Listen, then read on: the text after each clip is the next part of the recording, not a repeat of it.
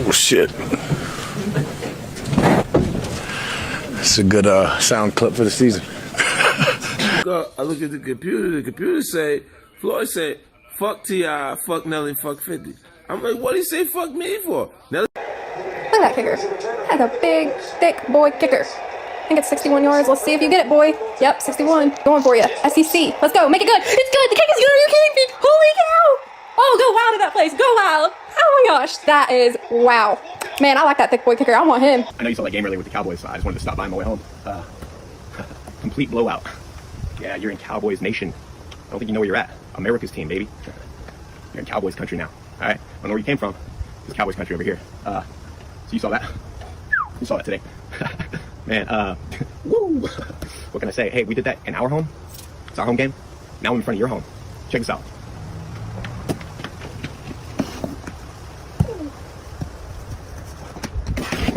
Yeah, go Cowboys, baby.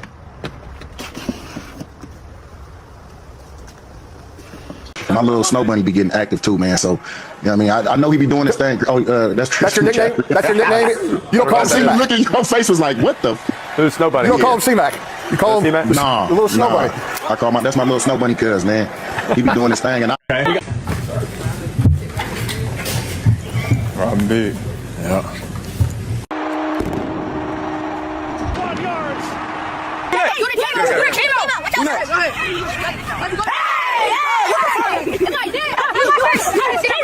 Go ahead.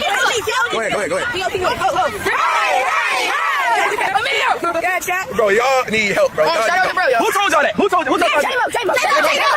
J-Mo, that's your fault. Who is it? Daddy? That's Daddy? And it's goddamn bingo over there. Where's the goddamn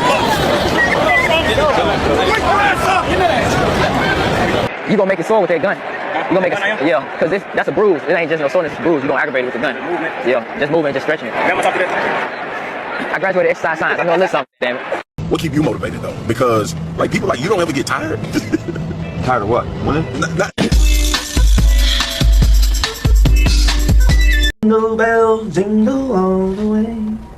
I don't give a piss about nothing but the time. Roll! The MVP front runner. If anybody else got to say something different about that, then come see me. I'm right here in Beemore outside the bank. If you got an issue with that, come see me. I'm about that. Big trust. Woo woo. Lamar Jackson in the flesh. All right, so why do you continually try to get me to say something that doesn't respect one of them? I'm not going to, so quit asking. You all right? Why? Nick Saban retiring? Huh? Nick Saban retiring? What? It's all ESPN. Oh, no. Hey, Connor, Nate, it's Shane Wells with CNBC. How are you? Very good. How are you? I'm going to talk about money because we are the business network and the business of the UFC and all that. I'll take over from here, Nate. You can bounce. Take a coffee break, Nate. And by coffee break, I mean bring me my coffee. No. They want you to give us a quick count to 10, both of you gentlemen, if you don't mind, just if you wouldn't mind counting to 10. Nate can only count to 5. 10. Count to 5, Nate, will you, if you can? You count. You with that coffee. Count. How about and hurry up with that coffee.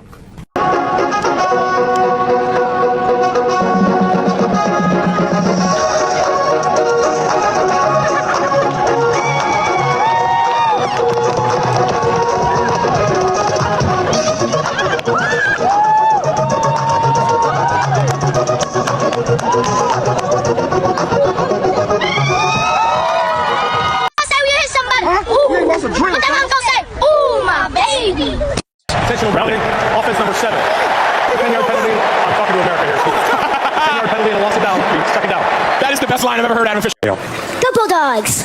Yale Bulldogs. Wow. Not so fast, midget. Not so fast. Midget? Yeah, little guy. Hey, not so fast. I go with Harvard. What's the matter?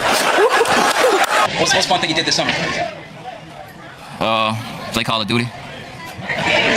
Keep your eye on Auburn Haley Fagan in the handshake line. Puts her hand down while walking by the Florida coaches, and the head coach Tim Walton pushes Fagan in the shoulder right there, and she pushes back. Watch it again. Now you leave somebody hanging a little bit there. So that's not going to happen, and he misses and pushes on the shoulder, and she shoves right back. Player against the coach. I don't know. I just throw the ball on the ground. Coach say, hit ball, see ball. I'll throw the ball on the ground. I get it up. And we win the game, baby. And we win the game. Thanks to the team, though. Thanks for the team. Thanks for the team. Remember that. Thanks for the team. It's not about me. It's about us. It's about us. It's about our family. Like our people. Like our people. Are you allowed to date other members of the team, or do you have to wait till the season is over? What? No, there's nobody on the team like that. So you must realize that you have many fans out in Austria. They see you and they just would do anything to kind of spend a night with you. What do you say to those guys? I'm not gay, so I'm not gonna spend any night with any guy. So do you have a message to Austria's gay community? Yeah, I'm not gay, so don't come looking for me. If you head to the Ravens YouTube channel, you can get a really good look at what that. I'm fucking tired of this shit. I'm tired of this. It's been 7 years of the same shit. Tired of this shit. Are you in this game? Let him handle it. Let him handle it, Damon. Let him handle it. Let him handle it. Oh, you shut the fuck up and let him handle it. Don't tell me nothing. You understand? Get shit off the fucking sideline. Push it on my. You don't push on my damn. Guys, and press it out. Reach the arms up. Puff your chest. Arch the upper back. Look back. Good. And bring it up. Oh. You guys. Took a few more here for Lamar. Mike Jones? Lamar, there was that point in the season where you guys lost 3 straight, 4 or 5. Mike Jones, that's me. Mike Jones, that's me right now. So I'm sorry, go ahead. That's all right. I don't even know what to do. Wrestling? How much was it? I don't know. 721. Dad, stop. I know you did. $721. Just told us. Oh my. Oh. What the? Are you a cat or a dog guy? Neither. Really? Do you have any pets? I have a dog, but I don't. But you're just not a cat. It's technically not. It's not my dog, but it's my dog. Yeah. All right. So you're more of a dog guy than a cat guy. No. Are you just not a pet guy? I don't like pets. I'm with you. What the heck? He doesn't like pets either. We're on the same page. Why? Why don't you like pets? You're a nuisance. Yeah, I just don't. They're just sloppy. They're sloppy. Yeah. Some dogs are sloppy. Some dogs don't slobber, and they're not sloppy at all. No, all dogs are sloppy. You just need to meet the right dog, Devontae. Hey man, how's it going? Are you Jake? Yeah. Okay. Hey, so someone called in reference to your Facebook post. The Eagle Floss, man. I know. So I'm fine. The Eagle Floss and the dogs are barking. I got you. You don't plan on hurting yourself? No, the fucking Jalen Hurts threw 3 goddamn. Turn the ball over 6 times, man. That's right. Yeah. Okay. All right, man. I appreciate it. All right, take it easy. Are you going to school tomorrow? I don't know. Is he going to school tomorrow? No, he ain't making it. What do you get out of competition with the defense? Can I say something about your outfit though? You got a lot of bananas on. I would not put on that many bananas on there. You must be a banana guy, I'm assuming, right? Ask him where you buy from. You really want to know? Yeah. No, you didn't. Did you know that people shot that? No, I didn't. Hey man, if you like it, I love it, brother. I'm like, bro, Cowboys supposed to be playing tonight. What the fuck is going on? I got my hat on, I got my jersey on, I got my forces on, I got my swag on, I done prayed to my Jesus, everything. Damn, I gotta go out here for hands. Now I gotta go out here for hands. Damn! Hey, good? Alright, catch your breath and get that back out there now. Ain't nothing but a little snot. Little snot coming up out of them. I need to put this on my head. I ain't trying to get sick now. Damn! Damn, win. Out the route. No. Damn, why my hands so loose? I'm cold as hell. My hands froze. Take my ass inside. It's cold to them. Chill. That's a bruise. It ain't just no soreness, it's a bruise. We're gonna aggravate it with the gun. I'm gonna talk to that. I graduated exercise science. I'm gonna listen. Damn. You getting your ass out here, you finna block. I ain't blocking. No, you getting your ass out here, we finna block. I ain't blocking. Blocking the date. I'm not blocking. They're both seeing the same thing in the courtroom. What's these guys? No, Your Honor. Yeah. Look at Littleton. Just egging him on. He's mocking his argument. I've been to Charlotte twice. I've been to Raleigh. I've been to Raleigh twice. Raleigh. Oh, okay. Close enough. That's how you say it? How you say it again? You for real? But it's spelled R-A-L-E-I-G-H. Raleigh. That's Raleigh. Close enough. Don't worry about it. Yeah, she was nice too, huh? He's just looking at the Kansas sideline. Right there. Now that's inappropriate. That's inappropriate. Another slant to Williams, and he spins his way into the end zone.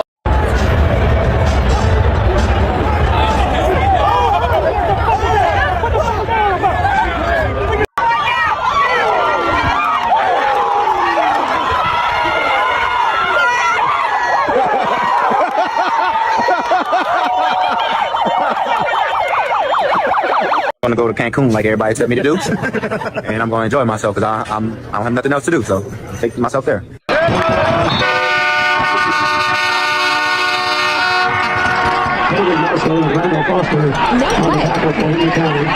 Here we go. Wow, Daddy, what is hot? Hey, turbo, hey, can. Wow, Daddy, what is hot? I knew how important this was for our team. Our team chill. I knew I. Run, man. Run the ball with the point.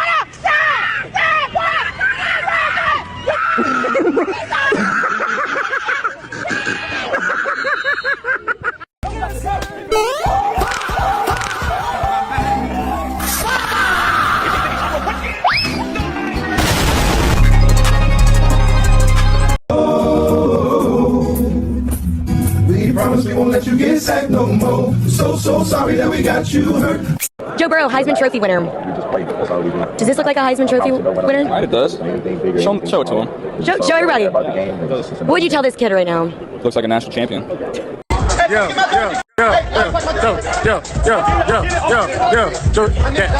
Get.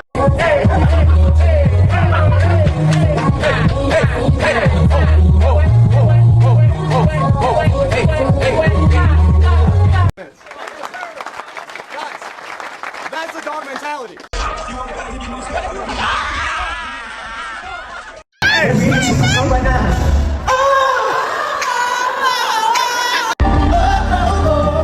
This is high rate fucking robbery.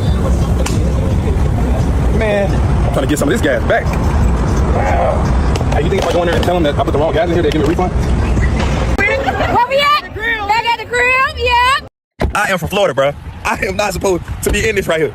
But the gas station trying to get gas. Well, where in the world? Take me back home, man. Detroit, I love y'all. I love playing for the Lions. But bro, I need to go with the house. You're late, baby, late. Put on the Alabama shirt. You just won the SEC championship. You almost said. You know what you almost said. Let me tell you something. Don't ever let that scarf sit down anywhere. You might not ever see it again. It won't even be a question about who took it. I'm gonna send you ransom photos with my face and with the scarf wrapped around my head like the Taliban. You're just ridiculous. No, you are a spoiled brat. You're over here pouting. You were just ridiculous. You're pouting. You know what the word ridiculous means? Can you spell ridiculous? Yes, K-A-Y-L-A. No, ridiculous spells Annette. No.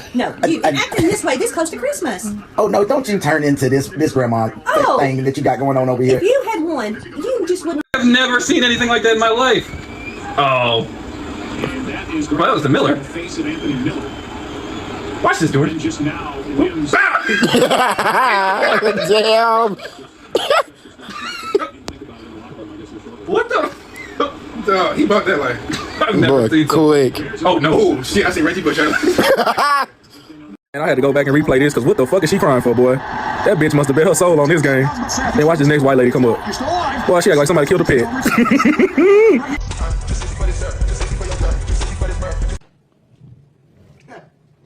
I mean, it's obvious. I mean, we're so far past that, to be honest with you, but that's obvious. I mean, you just want to piss me off going to this week.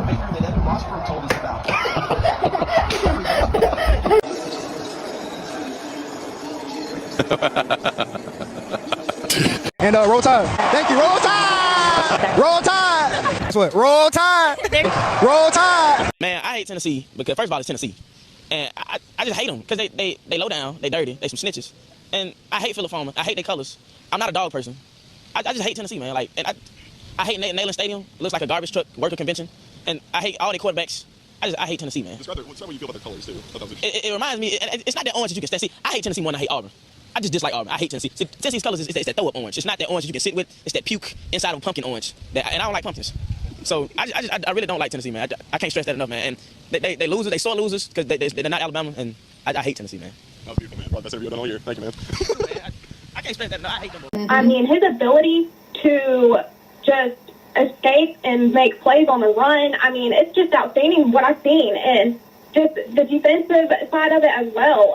They're definitely going to be a concern for me going forward if Alabama doesn't get their offensive line straightened out. Chelsea, that's a great point, because if you look at Alabama's 60 seconds, right? I can't wait to get paid again. Oh, baby. You know what? I'm still happy. Oh, there it is, buddy! Woo!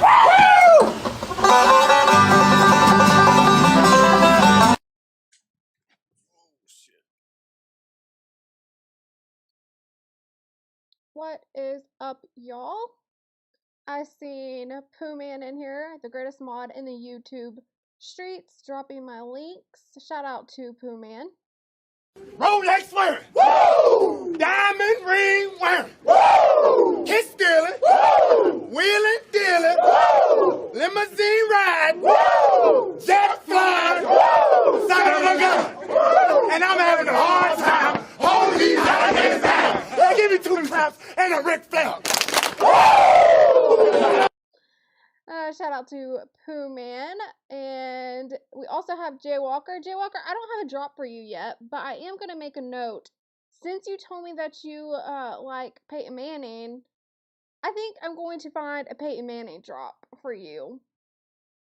So definitely got to get a drop for you. And I see Ty Pro in here. Let me find his drop. We'll play this one. Finish this phrase. Leave it what?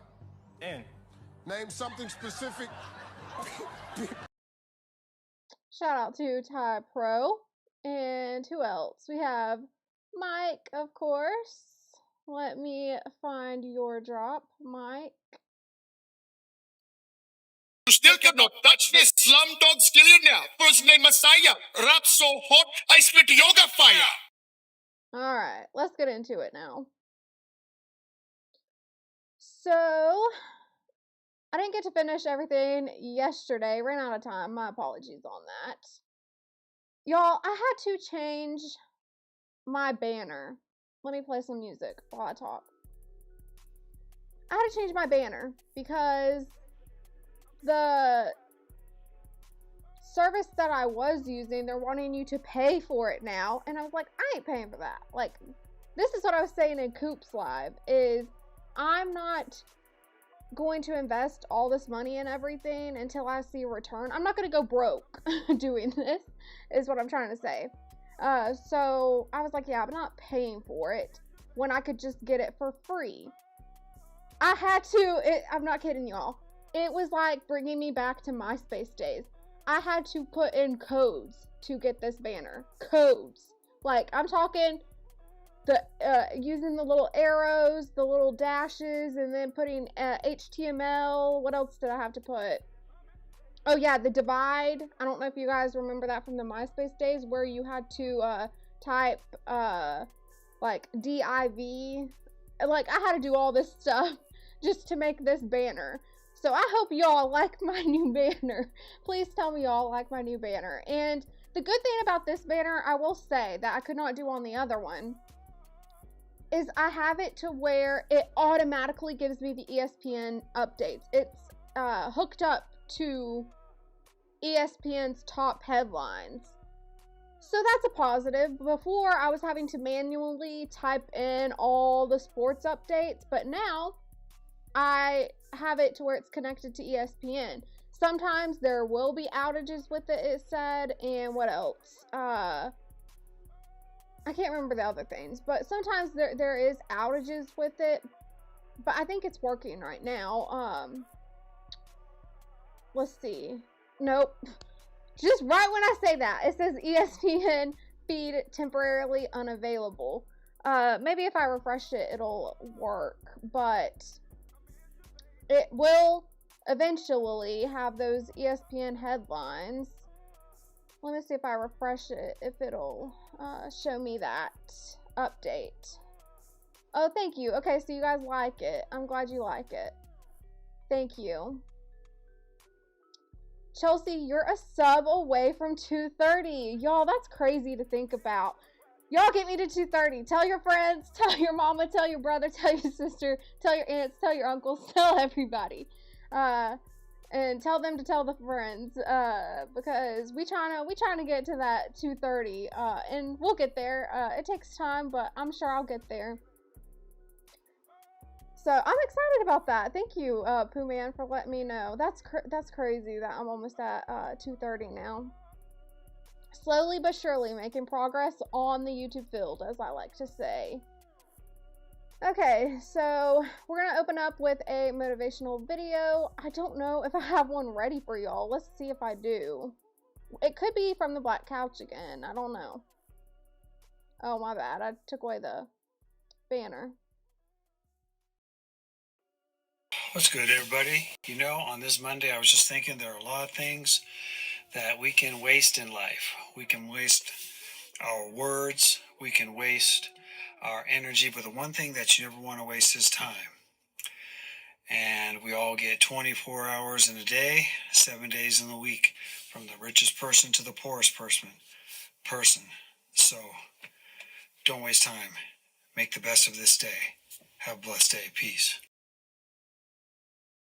So don't waste time. That's one thing you can't get back is time. So, you know, be cautious of that.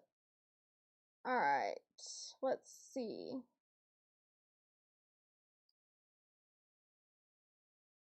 What else we got today? We opened up, we played the Tiger Woods body cam yesterday, so now we're just going to be getting into all the videos. Thank you, Pooh Man, for dropping From the Black Couch's link. Y'all go subscribe to From the Black Couch. That's where that video comes from. Look, I refreshed it and now it's showing the headlines now.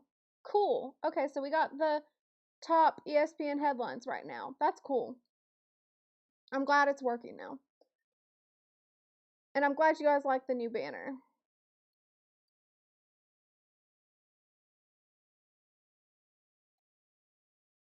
Okay, we have greatest to never win a Super Bowl. I think this is the one with Tom Brady, so Pooh Man, you might like this one. To Gary Anderson's first missed kick all season, to Cam Newton's fumble that changed everything. Just one bad break in the NFL can turn a legendary season into heartbreak that'll last a lifetime. Because these are the teams that had it all. MVPs, undefeated seasons, unstoppable rosters. But somehow they walked away empty-handed. These are the top 10 greatest teams that failed to win the Super Bowl. Starting at number 10 with the 1976 Pittsburgh Steelers, a team coming off back-to-back Super Bowl championships and in search of being the first team of the Super Bowl era to ever three-peat. And honestly, they had the roster to do it. Defensive tackle Mean Joe Green, a 10-time Pro Bowler and 2-time Defensive Player of the Year, linebacker Jack Lambert, a toothless enforcer in the middle who won the 1974 Defensive Rookie of the Year, 1976 Defensive Player of the Year, and anchored a unit that allowed the fewest points 4 times, Jack Ham, the quiet technician, 6-time All-Pro with 32 interceptions, the most by a linebacker at the time, and Mel Blount, the corner so physical he forced a rule change. His 11 interceptions in 1975 earned him Defensive Player of the Year and led to the 1978 Mel Blount rule, limiting contact past 5 yards. Together, they formed the backbone of the Steel Curtain. But the Steelers... Being so good you have a rule named after you is insane. What's up, Big Natty? Good to see you here. Hope racing's going well. I don't know if you did any sim racing today or if you're going to do it tomorrow, but hope that's going well. Started just... Living with chronic migraine? 15 or more I thought headache all the days a ads were month, out of this. each lasting 4 hours or more. Just 1-4 through their first 5 games. And if you thought things couldn't get worse, in a loss to the Browns, quarterback Terry Bradshaw was knocked out cold. And the Steelers' three-peat dreams looked like they'd been buried right alongside him. In stepped rookie quarterback Mike Kruzek, who didn't let the Steelers lose another game. The Steel Curtain went from dominant to downright mythical. In a 9-game stretch to close the regular season, Pittsburgh went 9-0 and allowed just 28 total points. Where's G Honda at? Where's G Honda at? Because this is his team right here. Over 3 points per game. They had 5 shutouts, including 3 in a row, and went 22 straight quarters without allowing a touchdown. On offense, running backs Franco Harris and Rocky Bleier both topped 1,000 yards on the ground, one of only 2 times that had ever happened in a 14-game season. And when Bradshaw returned, he was greeted by a team that had somehow transformed itself from a 1-4 mess to an unstoppable juggernaut. In the divisional round, Pittsburgh destroyed the Colts 40-14. But late in that blowout win, both Franco Harris and Rocky Bleier went down with injuries and would be sidelined for the AFC Championship against the Raiders. The Steelers fought, but without their running game, they just couldn't move the ball as the Raiders won 24-7. That loss still stings Pittsburgh. Even Jack Lambert, who won 4 Super Bowls, said that the 76 Steelers were the best team he ever played on. But while defense was Pittsburgh's calling card, the number 9 2011 Packers were quite the opposite. They were fresh off a championship the year before, and somehow even better. Rodgers threw for over 4,600 yards, 45 touchdowns, and just 6 interceptions, with a 122.5 passer rating. A season so efficient, it broke his own NFL passer rating record of 121.5. He was surrounded by an arsenal of weapons. Jordy Nelson broke out with 1,263 yards and 15 touchdowns, becoming Aaron Rodgers' go-to deep threat. Greg Jennings added 9 him, to be honest with you. 149 yards and 9 touchdowns, despite missing time. Jermichael Finley was a red zone nightmare, hauling in 8 scores. Veteran Donald Driver chipped in nearly 450 yards as the steady presence in the locker room. And rookie Randall Cobb flashed big play potential with a kick return touchdown in his first NFL game. Of course I remember Randall Cobb. Randall Cobb, he not only played for the Dallas Cowboys, but then he also went to, did I say Dallas Cowboys? He not only played for Green Bay, but he also went to the Dallas Cowboys as well. And I believe he played college football at Kentucky, if I'm not mistaken. But I like Randall Cobb. I always liked him. What is up, Mike Check? Y'all go check out Agree to Disagree podcast. They're going to be going live. They're going to start doing lives soon. And they, of course, have their videos. They have plenty of videos that you can go back and watch. They're really great videos. Y'all know that that's one that I reacted to. The Michael Jordan one. Would Michael Jordan still be relevant? Or not relevant? Would he still be considered the GOAT in 50 years? So that video came from Agree to Disagree podcast, aka Mike Check. So y'all go subscribe to them. Oh, I hit 230. Well, thank you. Thank you, Mike Check. That's crazy. Thank you. Y'all, look at us. We getting them first downs on the YouTube build. A little bit of cheating going on, but that's all right. You know, you just gotta know the loopholes, right? So, if you guys have second channels and would like to subscribe to my channel, I'm all for that. I don't mind that. Thank you, Pooh Man, for dropping Agree to Disagree's link. Greatest mod in the YouTube streets, y'all, is Pooh Man.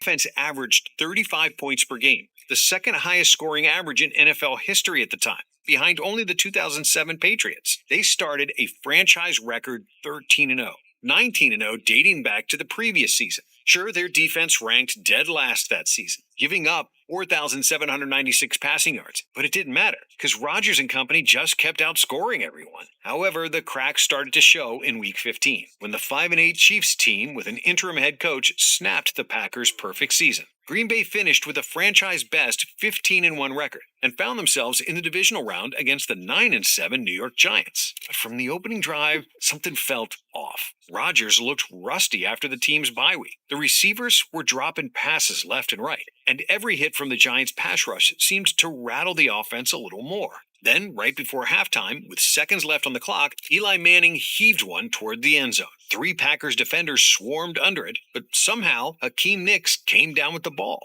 Touchdown. That was the moment it all shifted. The Giants steamrolled to a 37-20 win, sending the Packers home after just one playoff game. No team had ever gone 15-1 and failed to win a single playoff game until that night. But what happened to the 87 49ers? That's rough for Aaron Rodgers. That is the tough one. Number 8 was even harder to explain. 1987 wasn't a normal year. The NFL was thrown into chaos by a player strike that shortened the season to 15 games. And for 3 of those, teams had to use replacement players. It was weird and messy. Yet, through all that noise, the 49ers continued to dominate, going 13-2. And their offense, it was absurd. San Francisco scored. About these replacement refs, which I think is obviously more of a big deal than the players, to be honest. I don't know. I think it would be kind of cool. Of course, I want to see the ones that I love, that I've been watching for years, succeed and do well on the field. But to see somebody who might not get a chance, you know, start to play, I'm not mad at that. That'd be kind of cool. I'm not saying I want to see a player strike, though. I'm not saying that.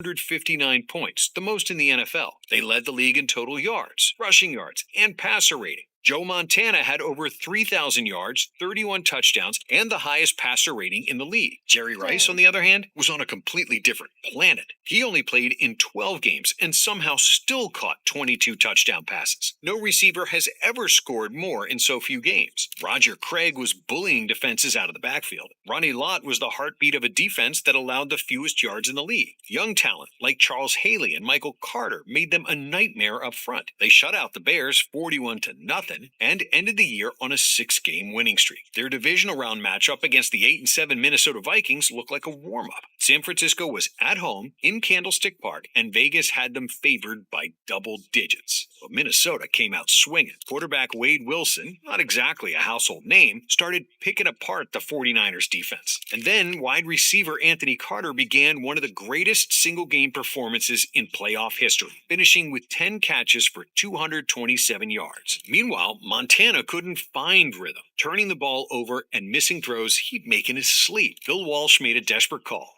benching Montana for Steve Young. Young came in and scrambled for a touchdown, but it was too late. The Vikings led 20-3 at halftime and never looked back. Final score, 36-24. Wow, I didn't know that about Montana. I didn't realize he got benched. Of course, I wasn't even born around that time, but that's interesting to me.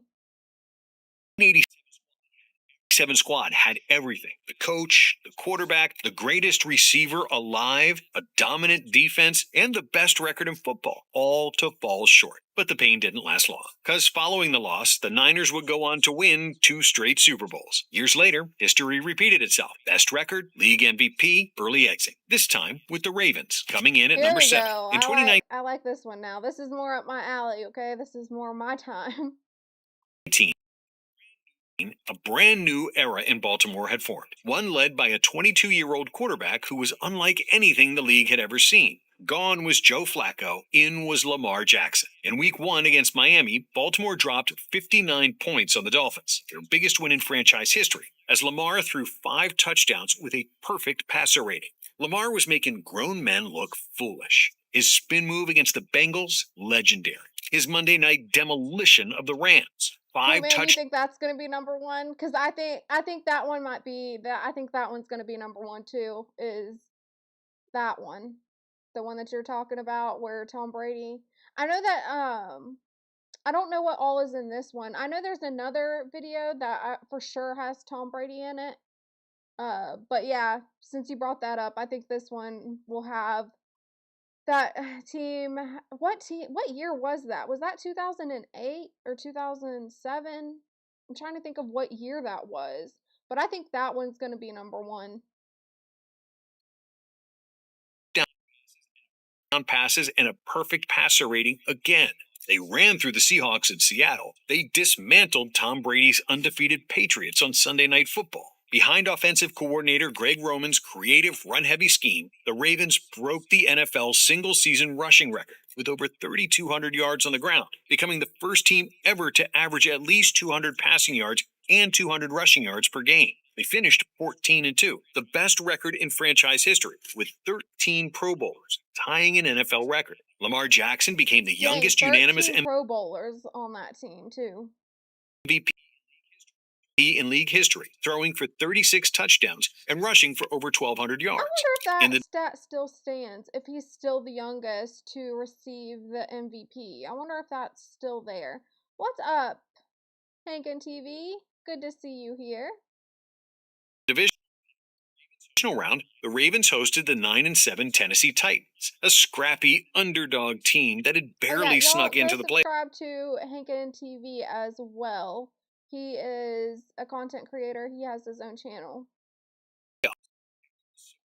In what was supposed to be a simple game, Titans running back Derrick Henry, well, he had other plans. Henry had 195 rushing yards, a 66-yard run that broke their spirit, and even a jump pass touchdown for good measure. The Ravens, who had seemed unstoppable all season, looked lost. Lamar threw 2 picks, lost a fumble, and the Ravens turned the ball over on downs again and again as the Ravens fell 28-12. The loss was so brutal, the Ravens decided they wanted Derrick Henry years later. signing him in the 2024 offseason as Lamar continues to search for his I like first how ring. he said But that. if He said the loss was so brutal, they decided to sign Derrick Henry. Come on now. Come on. That's not why they signed Derrick Henry. They signed Derrick Henry because they needed a running back. Come on now. Baltimore's fall felt shocking, Washington's in 1983 was downright historic. Coming in at number 6, the Redskins were the defending champs and led by head coach Joe Gibbs, a man who had built a machine. Under center was Joe Theismann, who was playing the best football of his career. Behind him was 34-year-old John Riggins, the grittiest player in NFL history. And then there were the Hogs, Washington's legendary offensive line, Mark May, Russ Grimm, and Joe Jacoby. The Redskins scored 541 points, the most in NFL history at the time, a record that would stand for 15 years. They forced 61 turnovers, still an NFL record to this day, and no team has even come close to their plus 43 turnover differential. They'd go up 21, 28, 35 points and just keep scoring. Theismann was named NFL MVP. Riggins led the league with 24 touchdowns, a record that stood for over a decade. Gibbs was named Coach of the Year. In the divisional round, they annihilated the Rams 51-7, a complete demolition from start to finish. Then came the NFC Championship, a slugfest with Bill Walsh's 49ers. Washington jumped out 21-0, but Joe Montana clawed the Niners back to tie it. RFK Stadium went silent until Mark Mosley drilled a clutch field goal in the final minute. Now it was time for the Super Bowl against the Oakland Raiders. The Redskins were 3-point favorites. They had the league's best offense, the best record, and all the momentum.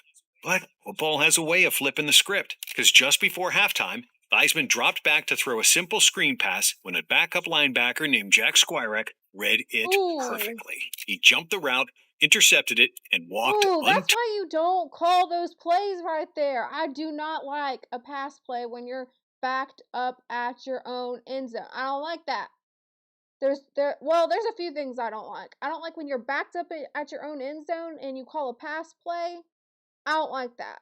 And then I also don't like when you're close in the red zone, like close enough to get a touchdown just running the ball, and you pass and throw an interception. I don't like risking interceptions. Of course, there's always a risk of a fumble, but your odds are so much better when you're running the ball versus trying to do a pass like that and risking it being intercepted. Sorry, my little rant on that. Touched into the end zone. From that moment on, the Raiders took control and never gave it back. By the end, it was 38-9, one of the most lopsided losses in Super Bowl history. For Washington, it 38-9? Okay. I'm going to take back what I said about that Seattle Seahawks game being boring, because if I had to watch a game that was 38-9, that's boring. That's real. I don't like that. I'm not a fan of that. You want to see a challenge, especially when it's like a championship or a Super Bowl. Facts. The defense has their hard pinned back, and the DBs and linebackers are cheating. Right? was humiliation. The defending champs, with one of the most dominant rosters of the decade, completely unraveled on the biggest stage. It's a feeling that the team at number 5, the 2015 Carolina Panthers, know all too well. But here's the thing. This team wasn't even supposed to be good. Their best wide receiver, Kelvin Benjamin, tore his ACL before the season even began. The media said they had no weapons and no passing game. This was supposed to be a rebuilding year, at best a wild card chase. But then came Cam Newton. Obviously, me being in North Carolina, I know all about this season because you've seen signs everywhere. Everyone, I'm telling you, you couldn't leave the house without seeing at least one keep pounding, talking about the Panthers. Like that was their little slogan, is keep pounding for the Panthers. Yeah, but this one's interesting. He was diving over goal lines like Superman. The next, he was dabbing on defenders as he racked up over 4,400 total yards and accounted for 45 touchdowns. And the Panthers, well, they fed off that energy. Josh Norman was talking trash to everyone. Luke Kuechly was diagnosing plays before the snap, and Thomas Davis, playing through a broken arm later that postseason, played with fire. They started 14-0, including a Thanksgiving game where they picked off Tony Romo twice. Then in the playoffs, they beat the Seahawks. Why they have to bring Tony Romo into this? Why they have to bring his name into it? In the divisional round and absolutely humiliated the Cardinals 49-15 in the NFC Championship to reach Super Bowl 50 against the Broncos. By then, Cam was the MVP, the face of football. But under the bright lights, Denver's defense, led by Von Miller and DeMarcus Ware, turned the game into chaos. Miller strip sacked Cam twice. Crazy to think about is the fact that Cam Newton has had an MVP, right? But Tony Romo, I don't believe ever won an MVP. Dak Prescott, I don't believe he's ever won a MVP. I know he's gotten like the Walter Payton award and other things, but you know, they've never had the MVPs. It's crazy to think about. I wonder, y'all would have to Google this.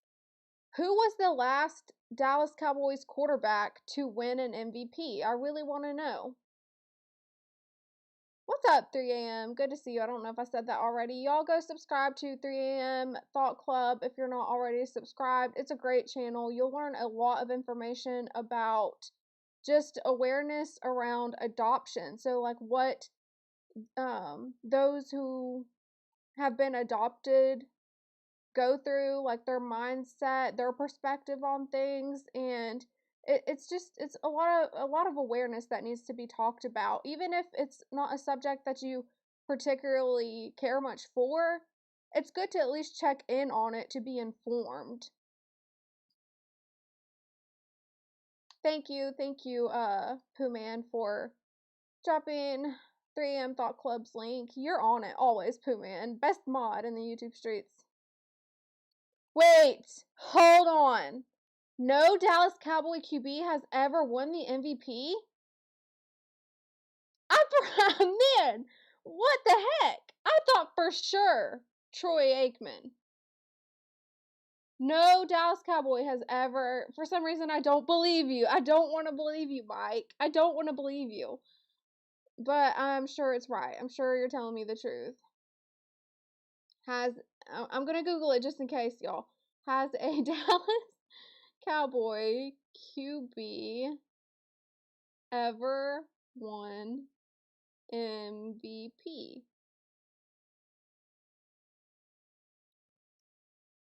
This is rough, y'all. This is rough. What the flip?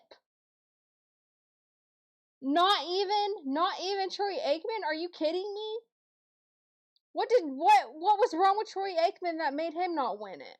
I mean, I'm sure there's some other QB that had amazing stats. Wow.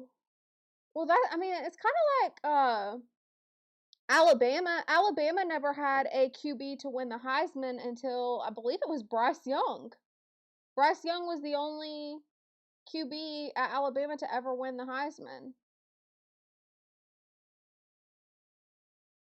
Wait, okay, so Emmitt Smith won MVP, but yeah, he's not a QB, but no QB has ever won MVP there. But shout out Emmitt Smith for getting MVP, because I'm telling you, I'm biased. Y'all know I'm biased. Hold on, let me find out where I'm at. 12:36, I think, is where we're at. Okay. Y'all know I'm biased. That's just me. Maybe I'm biased a little bit. Maybe I'm biased a lot of bit. But who cares for this discussion? That's to Gary Anderson's first miss. Let me go back to where we were at. Man, that's crazy to me. Y'all just blew my mind. The fact that Dallas Cowboys never had. Now I'm curious. Now I want to Google something else, y'all. Now I want to Google what teams' QBs have never won MVP. Or if it's only just the Dallas Cowboys. There's got to be, I'm going to be a little bit more upset if it's just the Dallas Cowboys quarterbacks who've never won MVP. I'll be a little bit upset over that. But I'm sure we can't be the only one. I'm sure the Browns have got to be on that list, right? Maybe I'm biased, yeah. You know what? I didn't mention this, but Coop, I don't know if y'all caught Coop's live stream earlier for members only, but he dropped some good game. He said, you know your drops are good when you have the chat requesting them. So I really need to show y'all all my drops and see which ones you would want me to, if you guys would start to request them. But I really need to go through all my drops and show you them so you're familiar with what I have.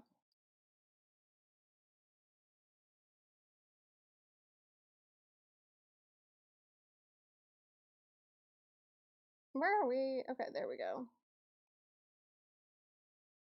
Sacked Cam twice, including one that rolled near his feet. And the moment he didn't dive for it became a symbol of the night. Final score, 24-10 Denver. But even in defeat, the 25th... That's what I'm saying. Okay, now you guys got me on a rant here. But that's what I'm saying. Troy Aikman played from 89 to 2000.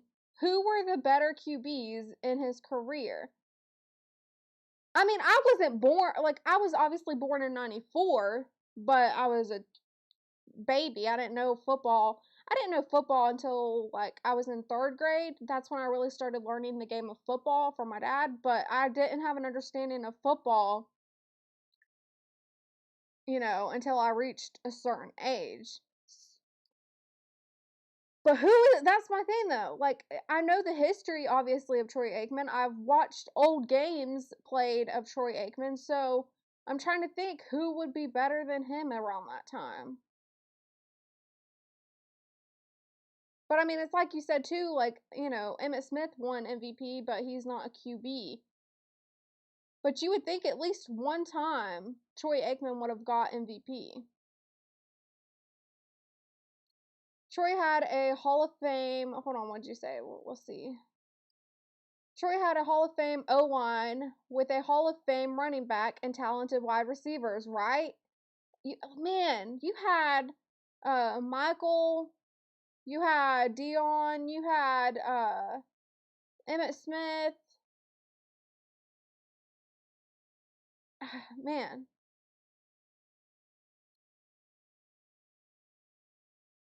That's what I'm saying though. Joe Montana, was he good? Because we played that one video earlier where I didn't realize Joe Montana got benched at one point. I didn't realize that. Steve Young, yeah, maybe, but I don't really know that much about any of the other ones besides obviously Troy Aikman.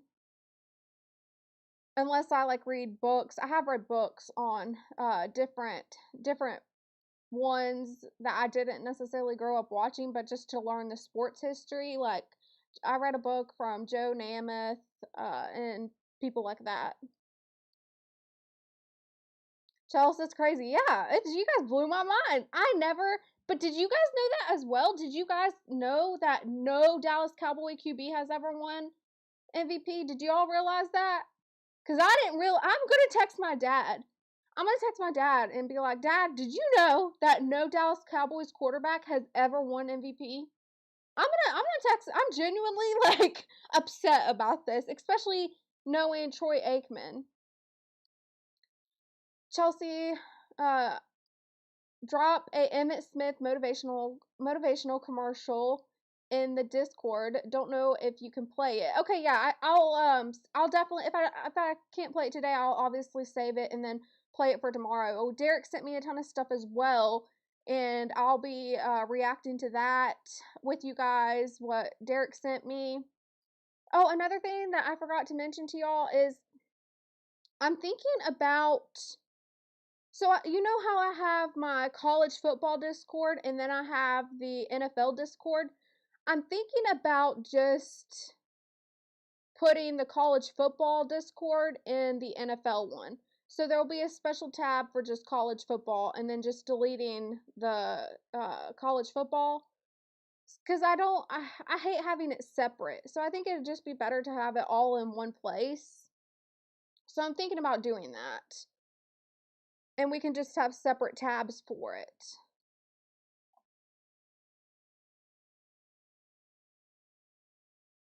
$1989, 1990, Joe Montana, Steve Young, 1992, 94.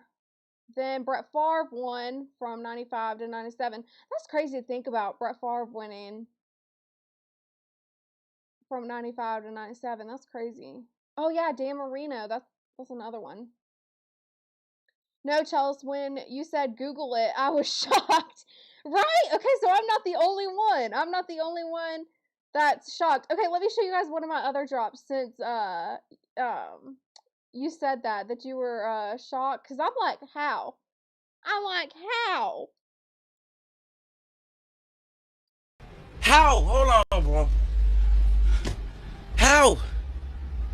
How you? I'm saying, how? Like, talk to me, bro. How? Hold on, bro. Because I be feeling like everybody lying. Nigga, you lying. You ain't do that.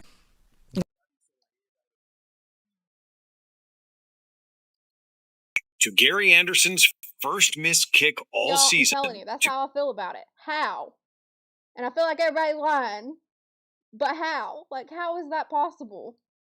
Yeah, how, bro? I want to know how that's possible that a Dallas Cowboys quarterback has never won, especially Troy Aikman. Obviously, we can't get that back either. It's not like they're going to be like, oh yeah, by the way, we cheated Troy Aikman out of a MVP, so here you go. How many ever years later? They're not going to do that. I'm just shocked. But even in defeat, the 2015 Panthers were unforgettable because they brought swagger back to Charlotte. They gave us MVP Cam and an explosive offense that brought back memories. You have a different thought. You said, respectfully, Troy was not better in regards to winning MVP. Yeah, I'm sure. I'm going to do some, maybe I'll do a video on this. I should, y'all. I should do a video on this, in fact. But I'm sure after some investigation, I'll find out why. Y'all, I think it's storming. That scared me. I think I heard some, like, lightning strikes. Yeah, I did. I think I did, yep. Okay.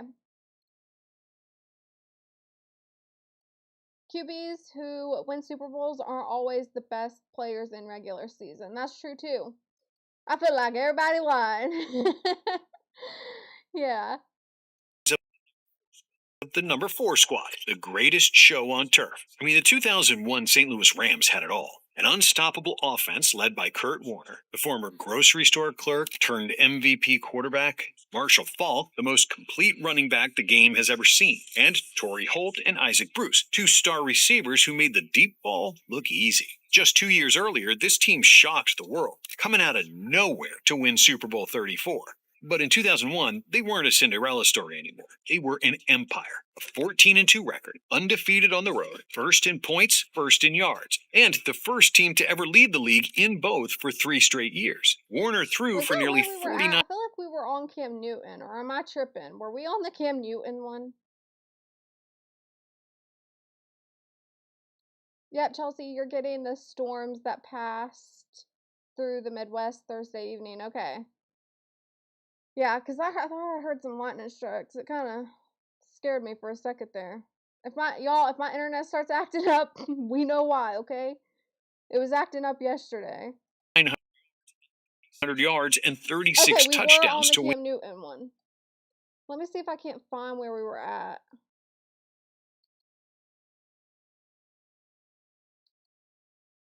No, we weren't there. Ooh. I think we're right. I think it is going to be, okay, here we go. Here's where we were at.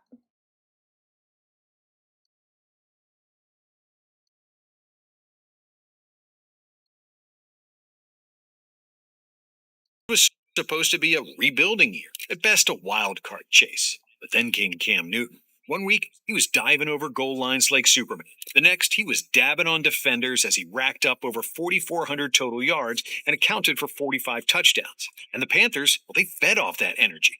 Josh Norman was talking trash to everyone. Luke Kuechly was diagnosing plays before the snap. And Thomas Davis, playing through a broken arm later that postseason, played with fire. No, They that's started crazy to me. 14 Playing and through a broken arm.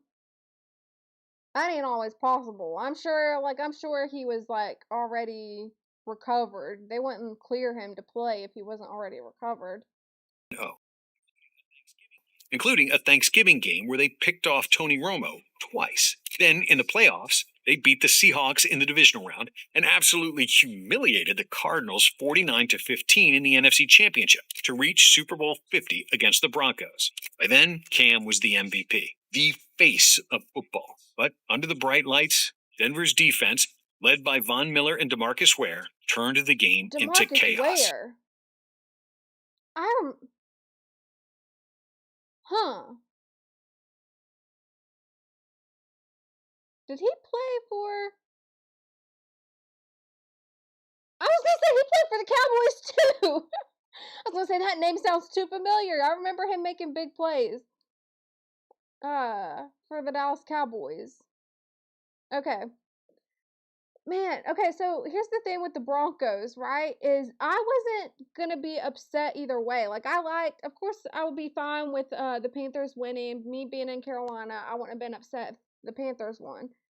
But also, I like Peyton Manning too, so I wouldn't have minded like if Peyton Manning won. So I really didn't care who won this Super Bowl.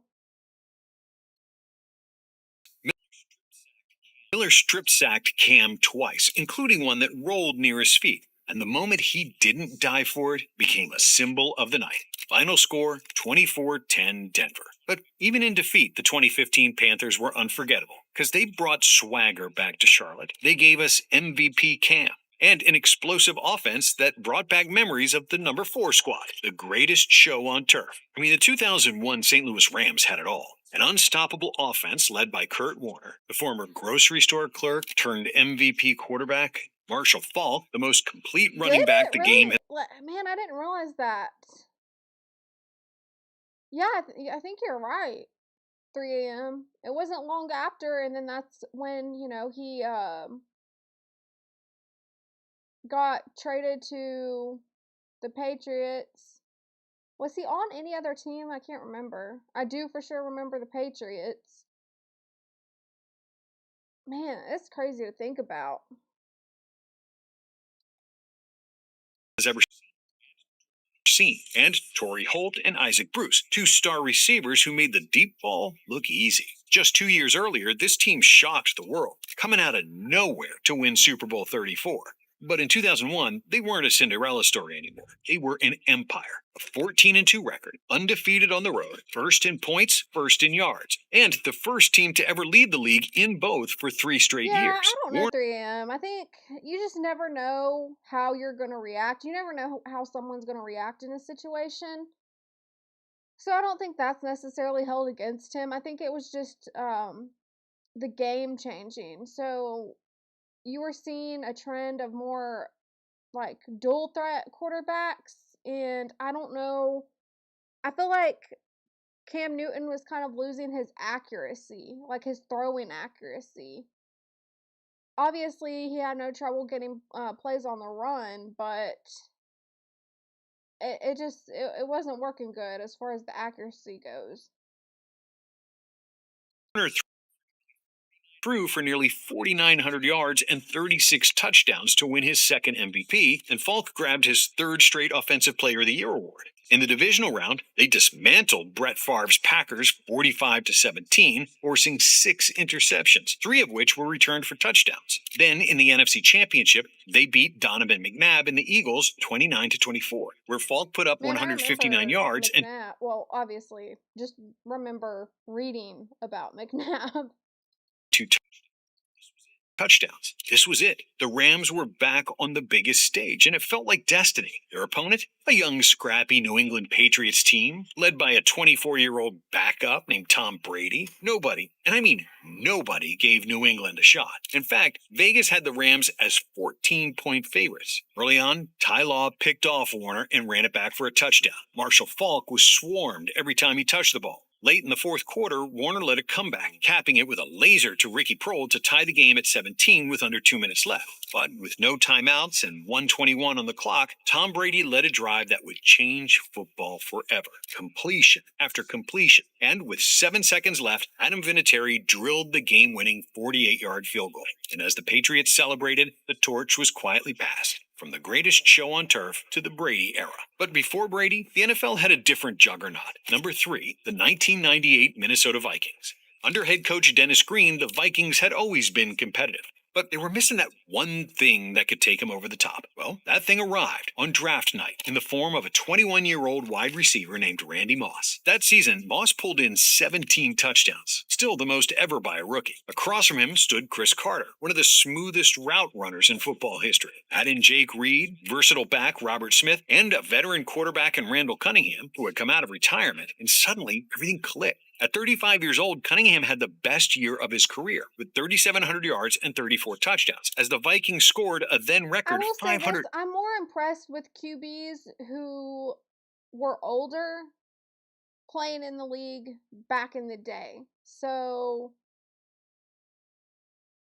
that's just because of how sports medicine was. Y'all hear me talk all the time about the advancements of sports medicine and physical therapy. For it to not be what it is today back then, and for you to be playing at like 35, I mean, that's impressive. And also the rules were different.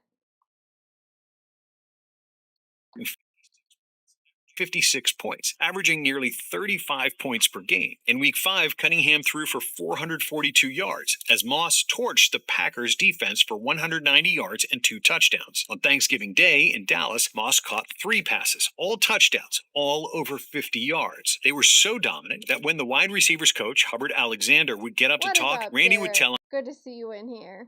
Derek, I was talking about you earlier. I said, Derek sent me a ton of things in the Discord that I'm going to react to tomorrow.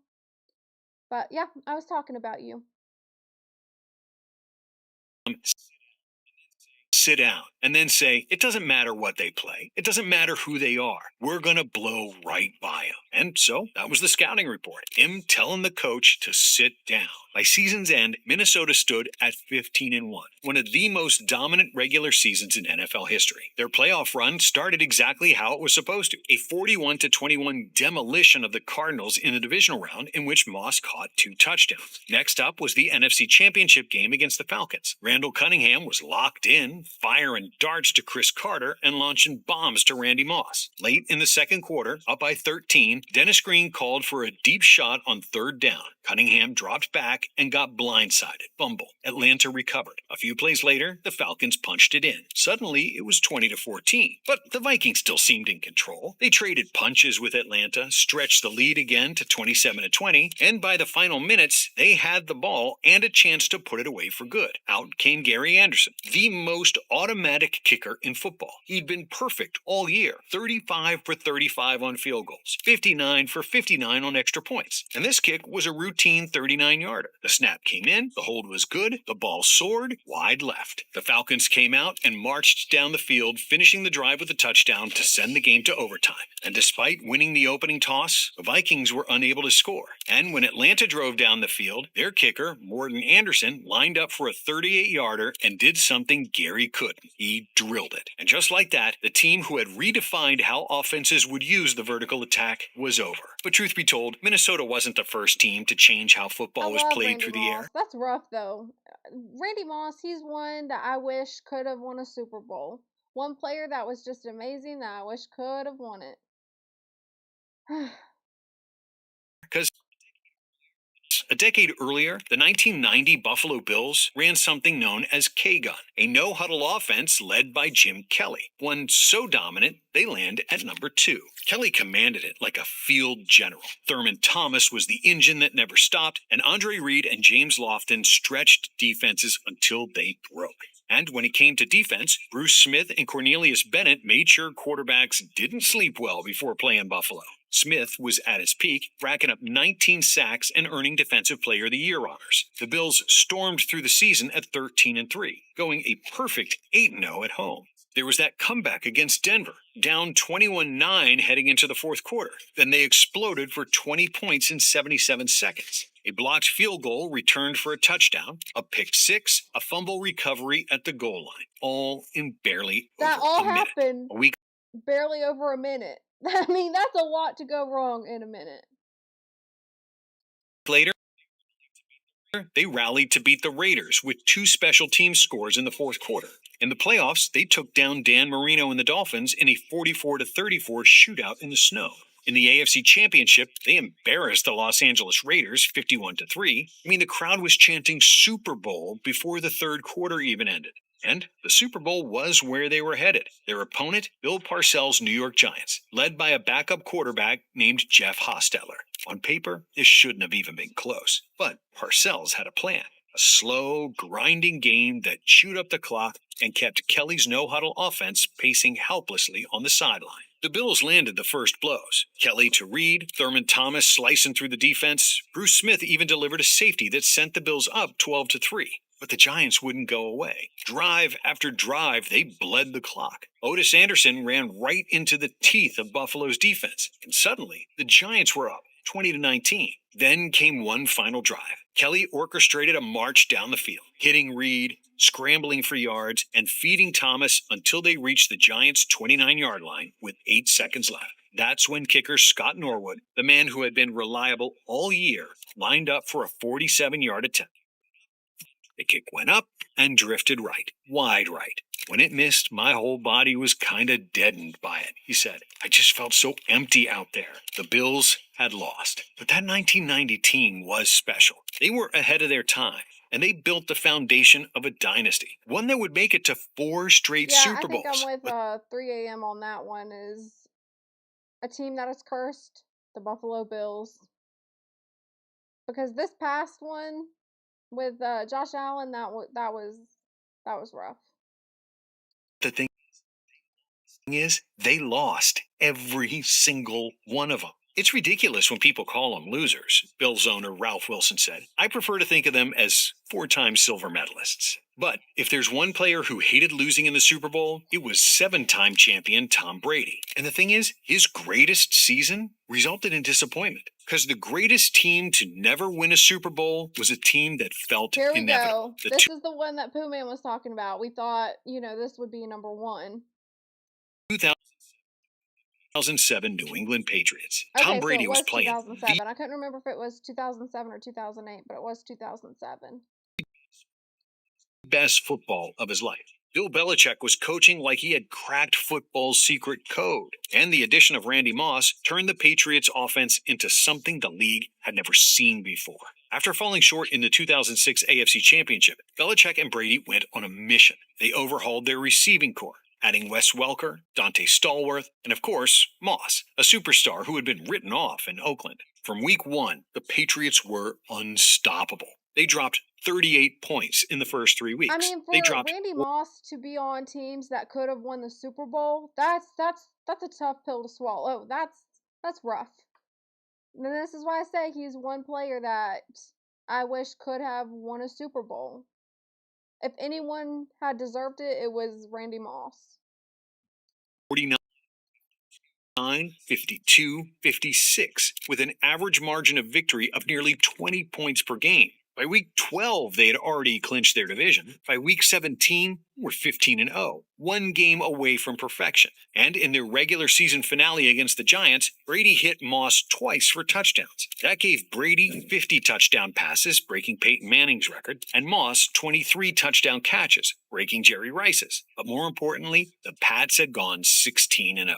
They scored 589 points, the most in NFL history at the time, and posted a plus 315 point differential. In the playoffs, the destruction continued. They handled the Jags. They outlasted the Chargers. 18 straight wins. 1 more to go. Super Bowl 42 was a rematch with those same Giants they beat in Week 18, a 10-6 wildcard team that had barely snuck into the playoffs. But when the game started, the Giants' defensive line, led by Michael Strahan, Osi Umenyiora, and Justin Tuck, was relentless. They hit Brady over and over, sacking him 5 times. I ain't never seen Tom Brady get as many hits as he did then.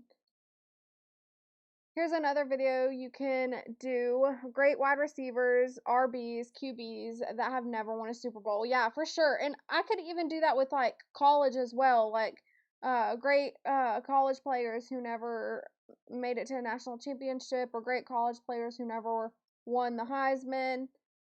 So yeah, that's definitely good ideas that I could do. Pooh Man. I wish Moss could have won one with the Vikings. I'm glad the Giants beat the Pats in the Super Bowl.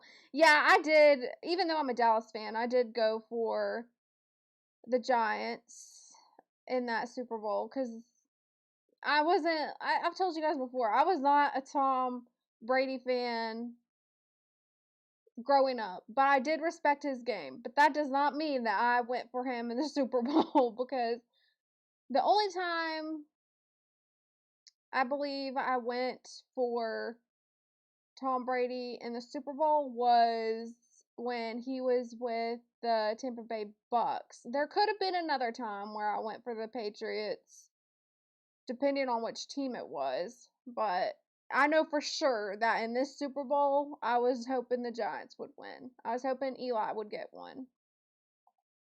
And I also liked Michael Strahan. I also really liked him. Tom Brady has always had trouble with interior pressure. No one likes pressure in their face. Yeah.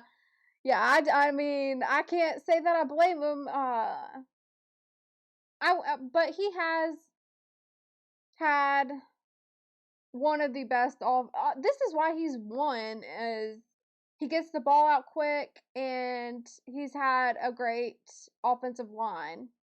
Oh, and he can read. There's a lot of reasons why Tom Brady has won Super Bowl, but he's also good at reading defenses, right? Like, plenty have said that he can adjust the play calls because he knows it doesn't matter what you're trying to like pull on him. He'll read it, he'll get it, and if he doesn't, it's gonna eat him up, and then he's gonna study it and learn it for the next time of what not to do. Rush throws all night. For the first time all season, New England's offense looked mortal. Still, with the game winding down, the Pats led 14-10, one stop away from 19-0.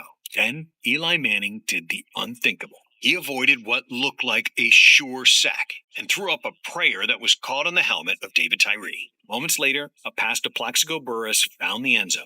The Patriots had one last chance, but time ran out. The perfect season was gone. If there's one game in history I'd change, it's that game, Brady said. But we can't change it. I think what you realize about football and about life is you never have it quite mastered. It was a tough lesson for me to learn. It was a reminder that all it takes is one bad game, one missed kick, one helmet catch to turn history upside down. That's what makes football so cruel and so beautiful. But every one of these teams left a mark. Championships might define legacies, but these teams defined eras. Because in the end, these teams didn't need a ring to be remembered. Their stories are football history. If you enjoyed this video, I think that's so true. I think that was well said from Tom Brady. You know, that is what makes football cruel, but also beautiful at the same time. Pressure off of the edges. He can slide and get rid of the rock. Interior pressure makes him move lateral. Yep.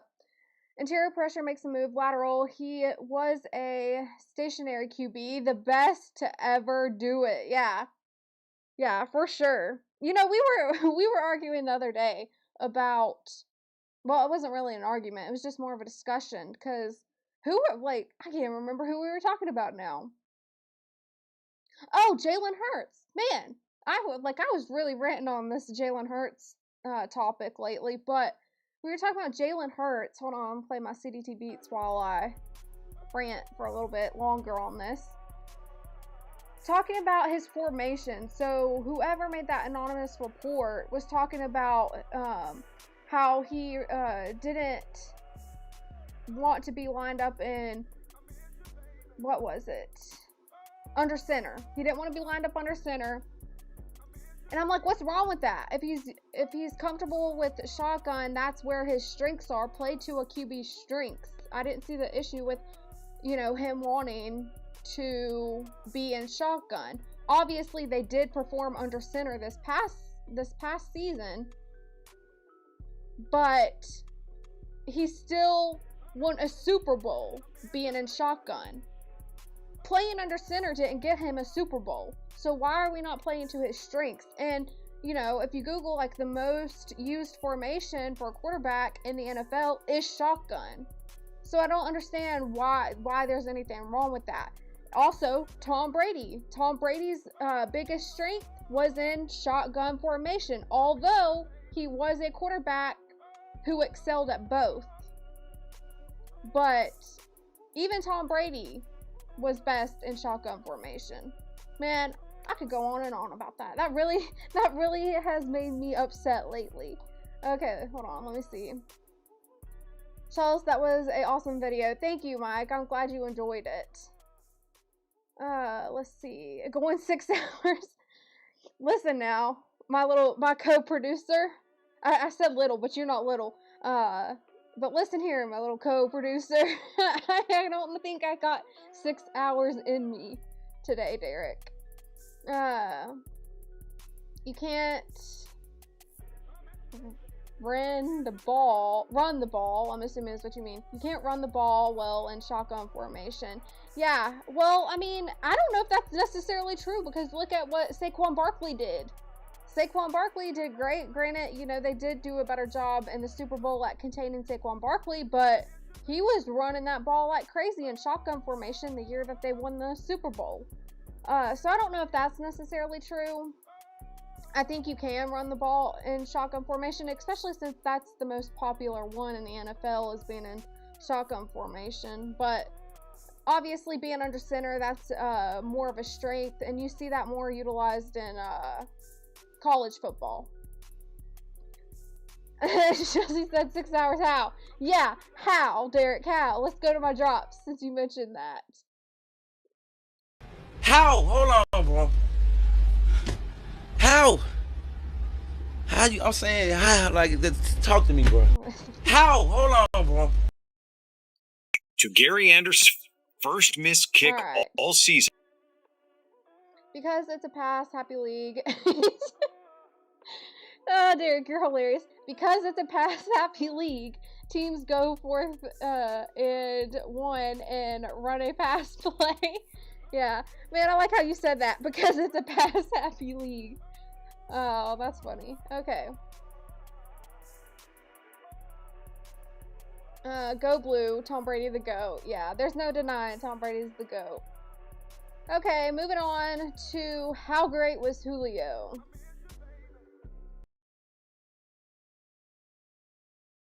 In NFL history to reach 10,000 receiving yards, doing it in just 104 games. From 2014 to 2019, Julio averaged 103.8 receiving yards per game, including 5 seasons with at least 1,400 yards, as he owned the 2010s. And when it was all said and done, he shattered every major receiving records in Falcons history. At 6'3", 220 pounds, with 4.39 speed, Julio was a physics problem defenses couldn't solve. Too big for corners, too fast for safeties, too technical for double teams. All-pro cornerback Patrick Peterson even said he's definitely one of those Yeah, that's true. And I think that's why they utilize it in college more.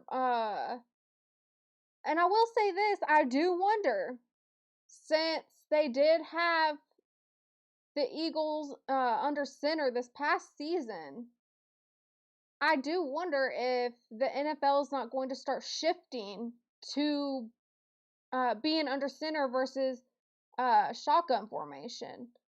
I think that would, that would be a strength for these rookie QBs coming out of college who play under center.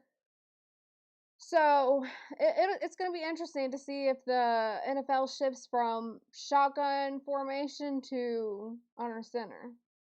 And it's not like, here's my thing. It's not like Jalen Hurts did bad under center.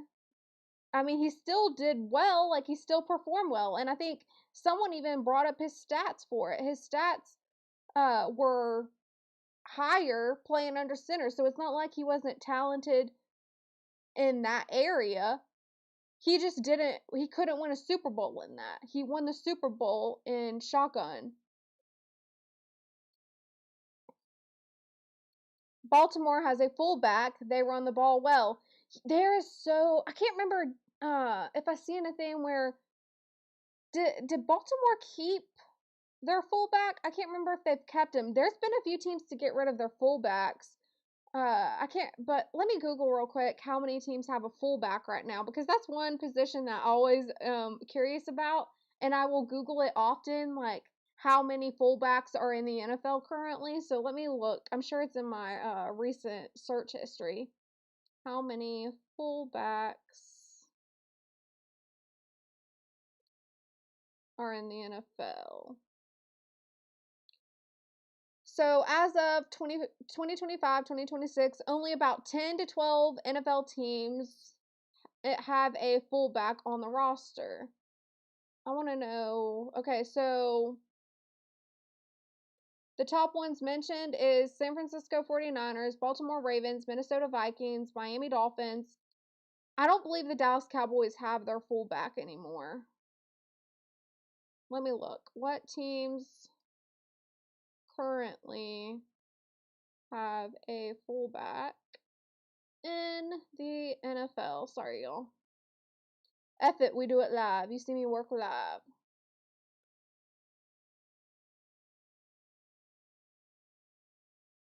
Okay, so San Francisco still has theirs. Do the Giants have one? Wait. No, it says the Giants signed the former Ravens standout fullback in March of 2026. That's crazy to think about. So the Giants, I mean, it's not too crazy considering John Harbaugh's there, but he must really like those fullbacks. So you have the 49ers, Giants, Patriots. Wow, I'm surprised Patriots have one. The Vikings, Chargers. So it does say that the Cowboys still have their fullback. The Texans, Broncos, Jets, Saints, Commanders, and Buffalo Bills.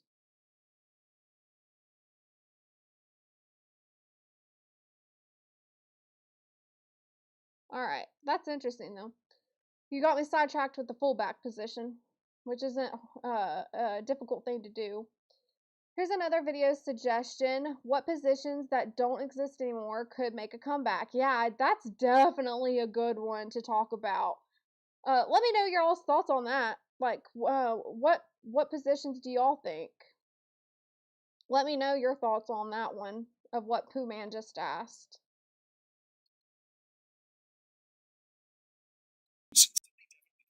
Somebody definitely created him in a lab somewhere with Dr. Doomsville or someone. And yet, for all his dominance, he never won a Super Bowl ring. So how good was Julio Jones actually? Foley, Alabama, a quiet town near the Gulf Coast where Friday nights meant one thing, football. And in the middle of that world was a kid named Quintoris Lopez Jones, but everybody would come to know him as Julio. By the time he got to high school, he was 6'3", built like a grown man, and could move like few high schoolers on the planet. He tore through Alabama's track scene, winning state titles in the long jump, triple jump, and high jump. He could run the 100 meters in 11.1 seconds, soar 24 feet through the air, and still make time to dominate on the basketball court. He was named Mr. Alabama Track and Field, and by the end of his high school career, he'd collected 6 state titles. That raw explosion on the track translated perfectly once he fully committed to football. In his junior season alone, he put up 75 catches for 1,306 yards and 16 touchdowns. People started calling him Waffle House. Why'd you call him Waffle House? I'm always open. Ooh, nice. Rivals.com ranked him the number Why one. they call you Waffle House? Because I'm always open. That's good. Wide receiver in the nation, a 5-star recruit who could change an entire program. And on National Signing Day, live on ESPNU, the kid from Foley made a decision that made the entire state erupt. I'm be going to the University of Alabama. Roll Tide. Nick Saban had just taken over the program a year earlier and managed just 7 wins and 6 losses. He needed a player who could change everything. Enter Julio Jones. In his first college game, under the lights of the Georgia Dome, he scored a touchdown against Clemson. A few weeks later, he torched number 3 Georgia for another score. By halftime, it was 31-0 Alabama. He just kept delivering. Over 100 yards against Tennessee, a clutch overtime grab at LSU, big plays against Florida in the SEC title game. Julio led the team in every major receiving category and became Alabama's first ever true freshman named SEC Freshman of the Year. Scouts were already comparing him to Larry Fitzgerald and Michael Irvin. Then came 2009, the so-called sophomore slump. Defenses schemed their entire plan around Julio, rolling safeties and doubling him every snap. And sure, his numbers dipped, but his impact didn't. All that attention opened up the field for Mark Ingram, who went on to win the Heisman and bring Alabama a national title. In 2010, Julio put it all together. Career highs across the board, 78 catches, 1,133 yards, and 7 touchdowns. He dropped 221 yards on Tennessee while playing with a broken hand. Then, in the Iron Bowl, he battled Cam Newton's Auburn with 10 catches, 199 yards, and a score. He capped off his career with a blowout bowl win over Michigan State, adding a rushing touchdown for good measure. By the time he left Tuscaloosa, Julio Jones ranked 2nd all-time at Alabama in receptions and yards, and 4th in touchdowns, a legend before he ever stepped foot in the NFL. So it's no surprise that by the time the 2011 NFL Draft rolled around, Julio Jones wasn't just a top prospect, he was more like a myth. At 6'3", 220 pounds, he ran a 4.39 40 on a broken foot. On a broken foot? What the flip? I didn't realize this. Granted, I was still in high school whenever he entered the draft, and I wasn't into college football, so I didn't really pay attention to his draft combine. But man, on a broken foot. Couldn't believe it. He posted a 38.5-inch vertical, led the combine in the broad jump, and still looked unstoppable. I gotta think that Meanwhile, is a little bit deceiving. They're just talking about they're most likely talking about he had just recovered from an injury of a broken foot. I'm assuming. I don't think he actually went out there and performed on a broken foot. Atlanta GM Thomas Dimitroff believed Julio Jones was the missing piece for a team led by Matt Ryan, Roddy White, and Michael Turner. The problem? They were picking 27th. So Dimitroff went all in, trading 5 picks, including 2 firsts to Cleveland, just to move up to number 6. Atlanta had just mortgaged its future for one player.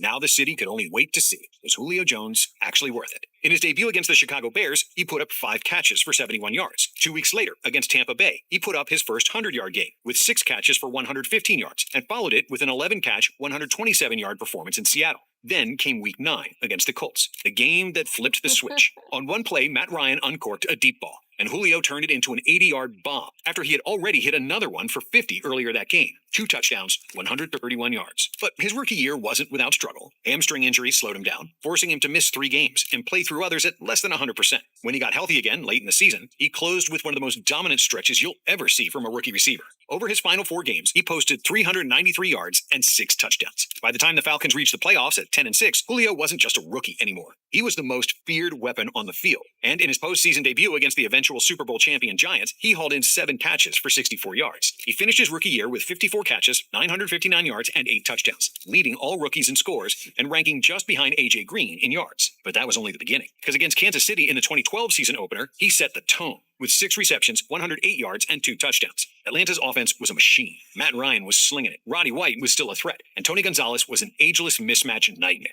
But Julio, he was the engine that made it all terrifying. What happened with Matt Ryan? Obviously, I know he's with helping. Who's he helping right now? Is he helping? Isn't he doing something for the Atlanta Falcons right now? In some role there? But did he have injuries and that's what took him out of the game? I'm trying to remember what happened to him. I know that he was commentating or doing sports analyst work on CBS or something. But I can't remember what took him out of the game. By mid-season, he was putting defenses through nightmares. Against Philadelphia, Julio torched the Eagles for 123 yards and a touchdown. Then followed that up a week later by carving up Dallas for 129 more. One week, he'd blow past a corner with raw speed. The next, he'd body a defender like a power forward fighting for a rebound. The Falcons rolled through the regular season, finishing 13-3 and locking up the NFC's top seed. Julio finished with 79 catches, 1,198 for the Falcons. Okay, I knew they put him in some position there. yards, and 10 touchdowns. His first 1,000-yard season, his first Pro Bowl. And alongside Roddy White, the duo became Atlanta's first pair of 1,000-yard receivers since 1998. In the NFC Championship against the 49ers, Julio put on a first-half clinic that felt like the birth of a superstar. 11 catches, 182 yards, 2 touchdowns. Atlanta stormed out to a 17-point lead, fueled almost entirely by Julio's brilliance. But then, just as quickly as they rose, the magic unraveled. San Francisco clawed. Calvin. Oh, Calvin. I think Calvin might be in one of these videos, actually, that I'm going to play, Pooh Man. But you brought up Calvin Megatron. Was better, but that's just me. I'm biased, you know. That's just me. I'm biased. I'll play that drop for you.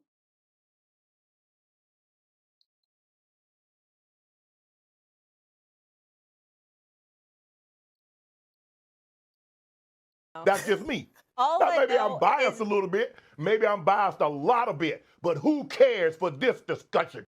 That's just in NFL history to reach 10,000 receiving. Let me go back to where I was at.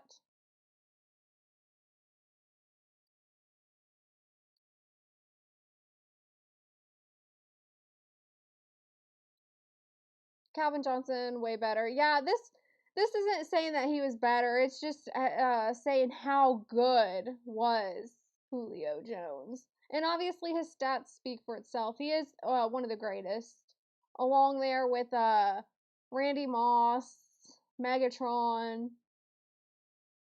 What is up, Postman? Y'all go subscribe to Mailbox Sports, aka Postman.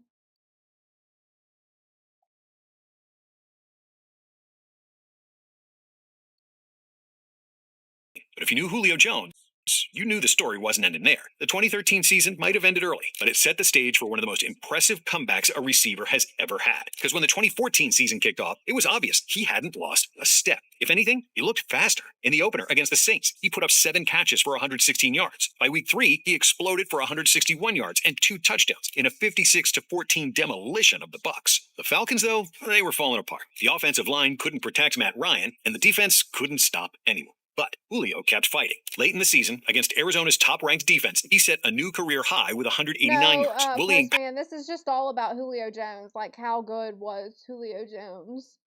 The next ones is the worst draft slides. I have the worst teams. We watched that one yesterday, but I'll replay it again at the end, maybe. And then I also have top 10 draft picks, NFL best nicknames, and NFL best rookie seasons. Those are the videos that we're going to be watching. Patrick Peterson and making one of the league's best corners look helpless. And just when you thought he couldn't top that, he did. Week 14 in Lambeau Field. You know I'm biased, right? Roll Tide. I had to throw a little bit of something in there. Man, Postman, where were you earlier? Guess what we learned? We learned that the Dallas Cowboys is a team whose quarterbacks have never won an MVP. So no quarterback at the Dallas Cowboys have ever won an MVP. You know how bad that broke my heart? That broke my heart. That hurt me a little bit, okay? That hurt me. You know what? In fact, I have a drop for that too, guys. I have a drop. You know, I'm going to start being better about playing my drops. Let me see if I can't find it. Let me look for it. I know the screen's black. Bear with me, okay? Let's see.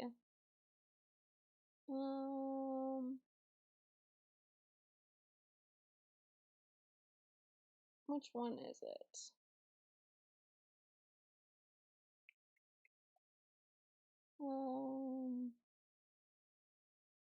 Man, why can't I find it?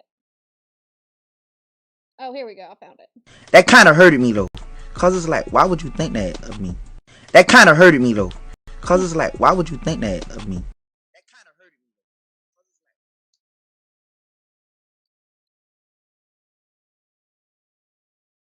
In NFL history to reach 10,000 receiving yards. Doing so it. That hurted me. That kind of hurted me though, because it's like, why would they not give at least Troy Aikman,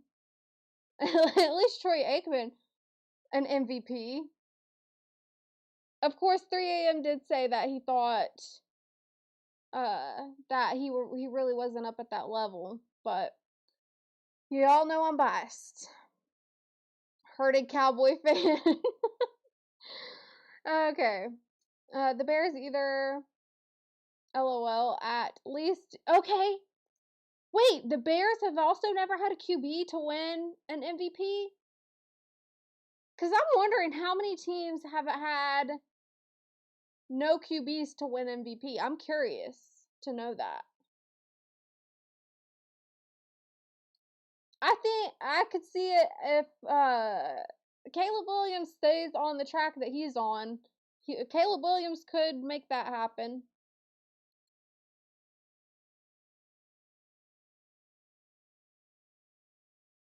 We haven't had a 4K passer yet. All right, let's get through this video. 104 games. From 2014 to 2019, Julio averaged 103.8 receiving yards per. Put it back to where we were at.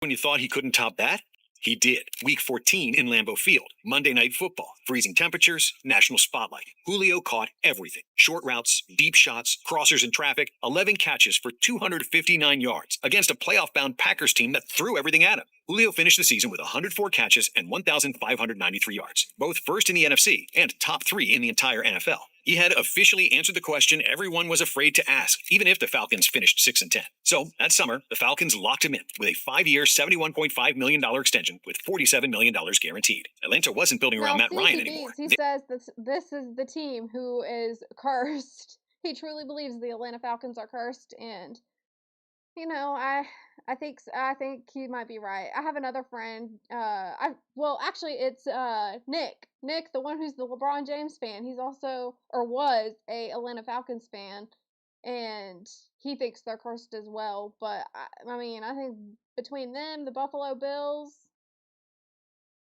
What's up, Chelsea? Send them over to Real to Sports Talk Show at 7:05 when you are done with them. We are running it up tonight. Absolutely. Y'all already know. Like, go subscribe and check out Real to Sports. Like he said, he's going to be live later at 7:05. I'll be there. I'll be there later. So make sure you go check him out. You'll see me in the chat. I'll be in the chat, and it'll be a good time. I despise the NFL and Falcons. About my comp picks right now. What NFL positions that don't exist anymore could make a comeback? Yeah, okay, so Mailbox Sports, this is something else that we were discussing. We got off topic. It's not difficult to get me off topic talking about the fullback position. So once we got the fullback position topic going, then it made me ask the question, Pooh Man asked the question about what positions that don't exist could make a comeback. I think that was a great question. So now I'm like, what's y'all's thoughts? I don't know if I'm so much as positions as I am certain like formations, plays, and things like that, or like a type of QB passer, just things like that. I don't know if it's so much a position as to where for me, it's more like, could we see a shift from shotgun formation, which is the most popular in the NFL, to being under center? So that's what we were discussing.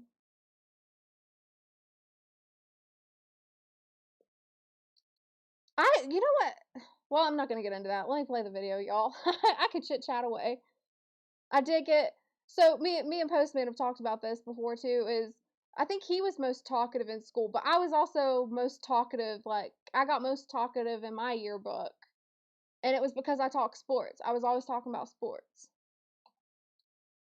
They were building around Julio. And under new head coach Dan Quinn and offensive coordinator Kyle Shanahan, they designed an offense that did exactly that. By midseason, he already had 5 games of 135-plus yards. Week 15 against Jacksonville, 118 yards and 2 scores. Week 16 versus the 14-0 Carolina Panthers, Julio dropped 178 yards, including a 70-yard touchdown, where he mossed Luke Kuechly and 2 other defenders. By the end of the year, the numbers didn't even look real. 136 receptions, tying Antonio Brown for the league lead, and second most in NFL history at the time. 1,871 receiving yards, just behind Calvin Johnson's legendary record. and 116.9 yards per game, one of the highest averages the league has ever seen. He even became the first wide receiver in Super Bowl era history to lead the entire NFL in total yards from scrimmage, something only running backs had ever done before. And again, Atlanta missed the playoffs, finishing just 8-8, and Julio was tired of it. So in 2016, he became a man on a mission. But little did he know, he was about to face one of the biggest heartbreaks of his career. Week 4 brought a rematch with Carolina, the same team that had gone 15-1 the year before, the same defense that had bullied their way to a Super Bowl. But this time, they were the ones getting bullied. Julio had 12 catches for a touchdown and 300 yards. He became just the 6th player in NFL history to ever reach that mark.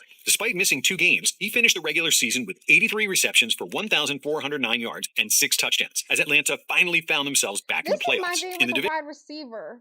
I've talked about this before, is if the game's on the line, I want a wide receiver that has some size on him, that can make a contested catch. So I would want somebody like Julio Jones, Amari Cooper, Devontae Adams, Randy Moss to make those contested catches. Or Devontae, oh man, what am I talking about? Well, Devontae Smith, he's smaller, but he's one of the underrated ones I'll throw in there. But also Des Bryant. Why did I not mention Des Bryant? So those are the types of wide receivers I would want. Maybe I'm biased a little bit, but that's just me. I just caught a ride with Tiger. Couch, oh my goodness. I just caught a ride with Tiger and I'm watching at the clinic. You shouldn't have said that. Oh man, I'm gonna be laughing forever over that. That is funny. Oh, that was so funny. I just got a ride with Tiger and I'm watching from the clinic. Couch, I hope you're not too down bad right now. I hope the injuries are at a minimum if you're at the clinic. Oh man. Did you all see where it was said that he had now Mo was talking the other day that he had a call from Trump. And I'm like, could you imagine wrecking like that just to answer a phone call from Trump? Now, I don't know if it was during that time or if it was after the fact, but there's something about a Trump call. What's up, LC? Good to see you. Okay. Did you know a kicker won MVP? What? Hold on. What? Did you know a kicker won MVP in '82? Mark yeah, Mosley. I forgot about that. I did know that, actually. I forgot about the stat, but I did, you refreshed my memory on that. But yeah, that's true. I would love to see, and I love that. I would love to see more players like that on special teams get rewarded. This is why I wanted, Devontae Smith to win the Heisman Trophy, because it had been so many years. I think it was like 91 or 90. It was in the 90s since Desmond Howard had won as a wide receiver for the Heisman Trophy. It had been so many years until Devontae Smith won the Heisman as a wide receiver. So I like things like that. I want to see positions other than a quarterback or a running back get a Heisman Trophy or win MVP.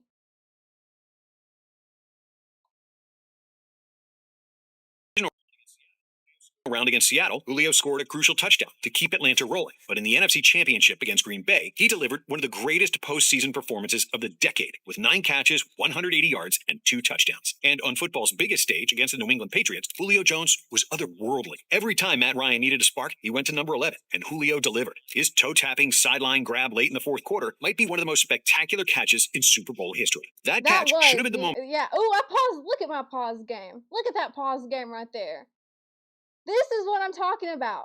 Contested catches. Like, that's what I want to see. And you know what? I don't care what anybody says. Fight me. I don't care what you say. No, don't really fight me, but especially if you're a man, don't fight me. But I don't care what anybody says.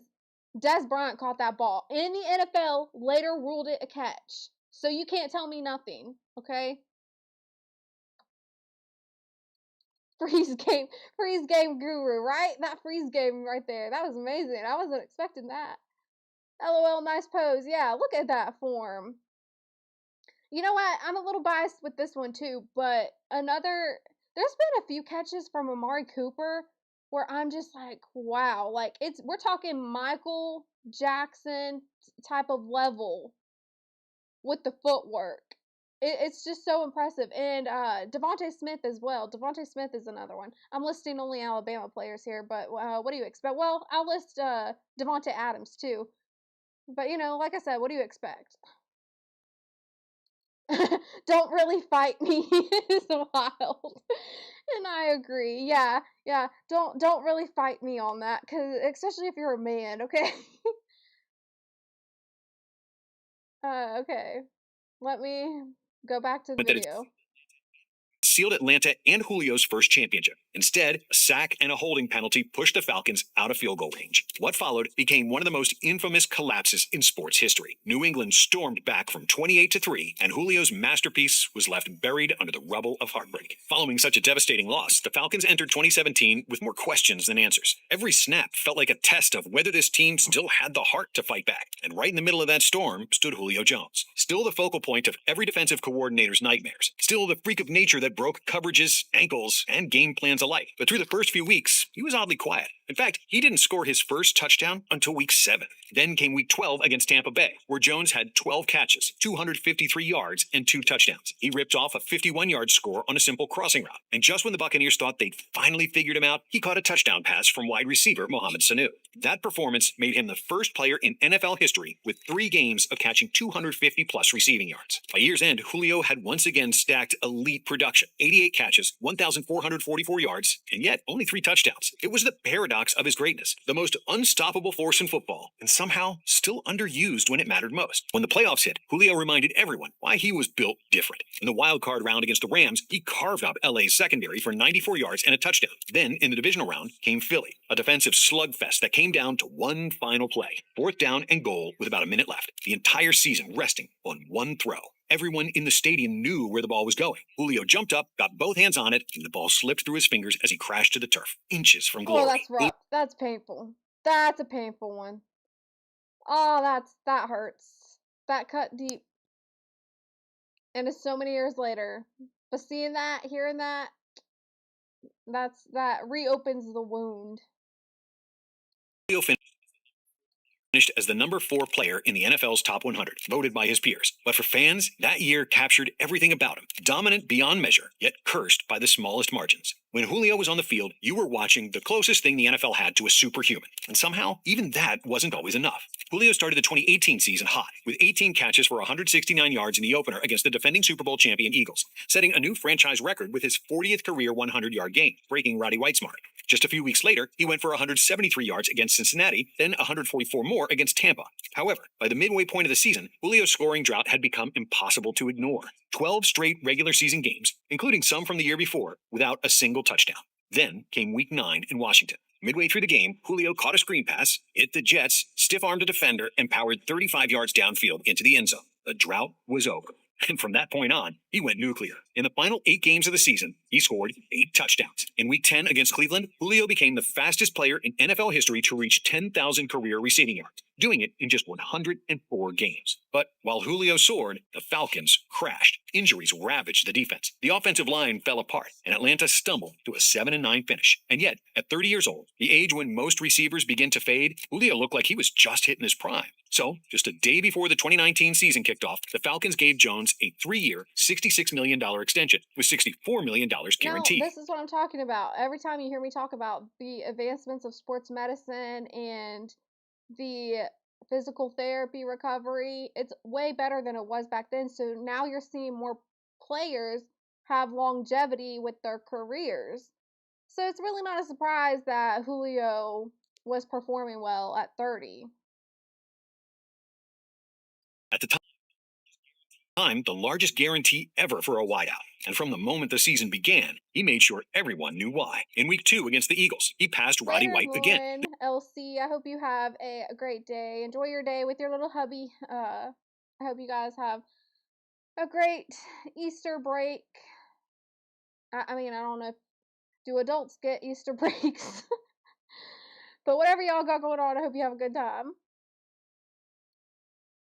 This time for the title of Atlanta's all-time leader in receiving yards. The very next week, he torched the Colts for 128 yards and another score. Then, in week 4, Julio reached 11,000 career receiving yards as the fastest player in NFL history to do it. Even when the Falcons fell apart, starting 1-7 and watching Dan Quinn's job hang in the balance, Julio was a constant force. Against Seattle, he posted 152 yards. Against the 49ers, he went off for 134 and 2 touchdowns, including a wild game winner with just seconds left. He finished the season with 99 catches, 1,394 yards, and 6 touchdowns. His 6th straight 1,300-yard season, a streak no receiver in NFL history had ever accomplished. By year's end, the Falcons were out of the playoff picture again. Another season where Julio's brilliance couldn't quite cover up the cracks around him. But by 2020, Julio started to feel the cracks himself, because a nagging hamstring injury started creeping out. He'd miss a game, come back for another, and still somehow explode for 137 yards and 2 touchdowns in a random Week 6 game against Minnesota. Even while hurting, he kept rewriting the Falcons' record books. In a Monday night game against Green Bay, he passed Roddy White to become the franchise's all-time leader in receptions. However, by season's end, he had played in just 9 games, finishing with 51 catches, 771 yards, and 3 touchdowns. Julio had been the face of the Falcons for years. But when the Falcons season finally ended in a 4-12 disaster, everything changed. Because behind the scenes, tension had been brewing. Julio wanted out. He wanted a new shot, a real contender, a place where he could chase a ring before the clock ran out. This is my thing with Julio, is I feel like he wasted a lot of time at the Atlanta Falcons. I hate to say that, but I do. I feel like he wasted a lot of time at the Falcons. At least with Randy Moss. You know, Randy Moss, he went to... I mean, I don't know if Randy Moss was traded or... Actually, no, he was traded because they traded him to the Raiders, and then the Raiders didn't want him, so I think he went to that's when he went to the Patriots and did what he did at the Patriots.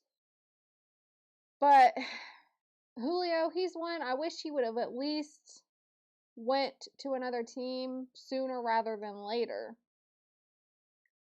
I mean, Randy Moss, he had 2 opportunities to try to get a Super Bowl ring, but it didn't work out for him because with the Vikings and then with the Patriots. It's unfortunate. Those are 2 players. Julio, he's another one I wish could have got a Super Bowl ring. Television, Shannon Sharp dialed Julio's number during Undisputed. The cameras were rolling. Millions were watching. And when Julio answered, he had no idea he was on air. Man, look, you want to go to the Cowboys, Julio? Or you want to stay in Atlanta? Oh, man, I'm out of there, man. He's out of there. Not long after, it became official. Atlanta traded Julio Jones along with a 6th-round pick to the Tennessee Titans for a 2nd and 4th rounder. The move paired him with wide receiver A.J. Brown, a man who idolized Jones growing up. Not every day you get to play with the person that inspired you to play the game. Grateful, A.J. said. The best wide receiver to play the game in my book. And with Derrick Henry, the most unstoppable force in football in the backfield, this team looked unfair on paper. Emphasis on paper. Because Julio's debut against the Cardinals, it was rough. He looked out of sync and drew a costly penalty that led Mike Vrabel to publicly call him out. That's absolutely nothing that we coach or teach. So that would fall into the category of doing dumb shit that hurts the team. A week later, Julio exploded for 128 yards in the first half against the Seahawks, but it never stuck. A bizarre catch against Buffalo where the ball bounced off Micah Hyde's helmet before landing in Julio's hands was one of the few glimpses of magic all season. Beyond that, the hamstring that had haunted him for years came back. He was in and out of the lineup, placed on injured reserve, and returned in December, but he was never the same. By season's end, Julio had just 31 catches for 434 yards and 1 lonely touchdown. For a player who once made 1,400-yard seasons look routine, it was a harsh dose of reality. Tennessee still earned the AFC's #1 seed, and Julio still showed some fight in the playoffs. I think Julio did, correct me if I'm wrong, I'm pretty sure Julio did go to Tampa Bay at one point, and then he went to the Eagles. I'll check on that to be sure. 6 catches for 62 yards against Cincinnati, but the Titans' season ended with a 19-16 loss. And just weeks later, at Cleveland Golf, we're taking things to the next level with a revolutionary wedge made from Z Alloy, an all-new material I took these ads out. Never seen before. New steel, better feel, new RTZ wedge. Tennessee cut ties altogether. Now, Julio wasn't just looking for a new team. He was searching for another shot at the one thing that had always slipped through his fingers, a Super Bowl ring. Breaking news, Julio Jones headed back to the NFC South.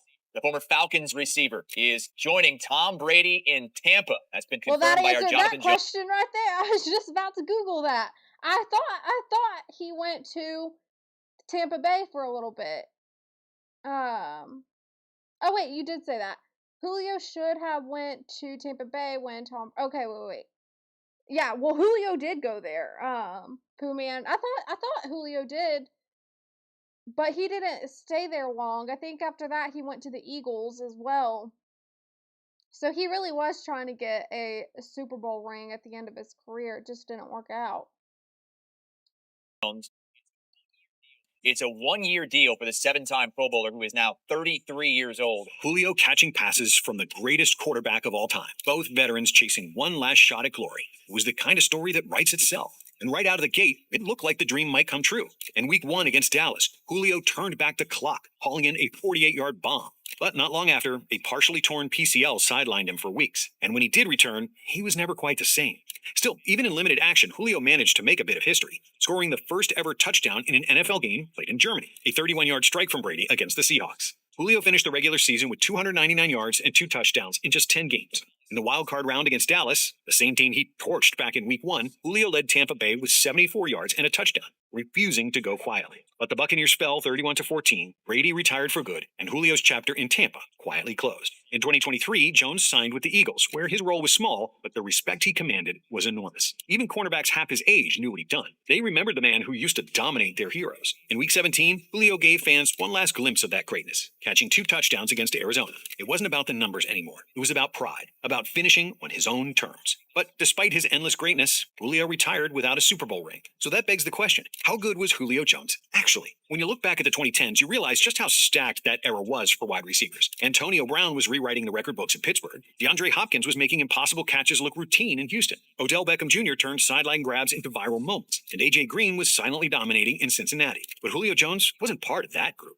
He was the one the others measured themselves against. From 2014 to 2019, Julio averaged 103.8 receiving yards per game and had 5 seasons with at least 1,400 yards, tying Jerry Rice for the most in NFL history. Julio's career Jerry Rice.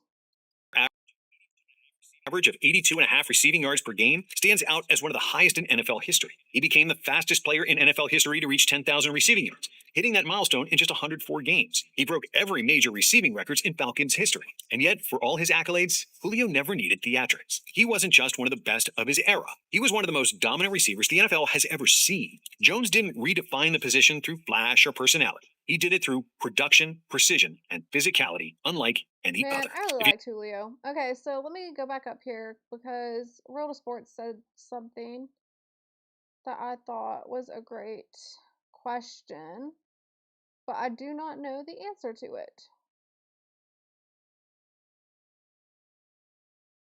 Let's see if I can't find it.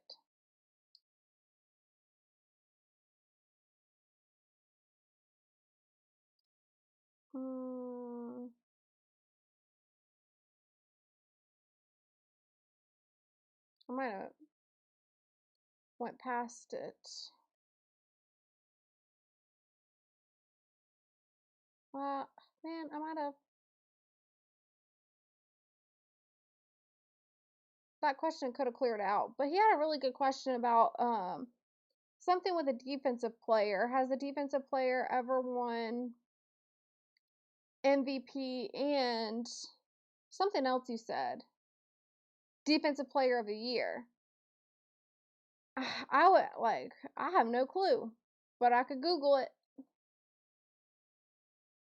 Alright, I'm going to play some break clips. I'm going to get me some more water, and then we're going to watch the worst draft slides. So y'all already know Shedeur Sanders is going to be on this one. But we're going to see the worst draft slides in the NFL after we return from a break, because I got to get me some more water. I'm telling you, quarterbacks, you get all the good-looking women. What a beautiful woman. Wow, AJ's doing some things right down. So if you're a youngster in Alabama, start getting the football out and throw it around the backyard with Pop. I say we hit somebody. Huh? Ooh. You ain't want some drill. What that mom gonna say? Ooh, my baby.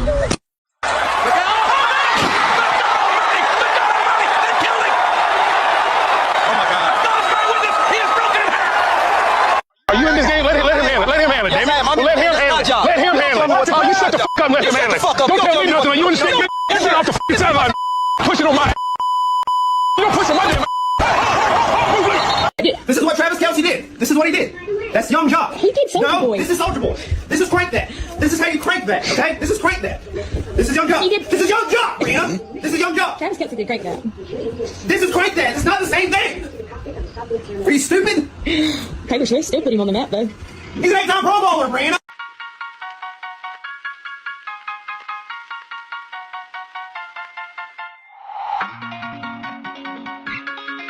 All right, tell the camera what you think about life. Like, what? How do you see life? Sucks, but I'm playing football right now, so.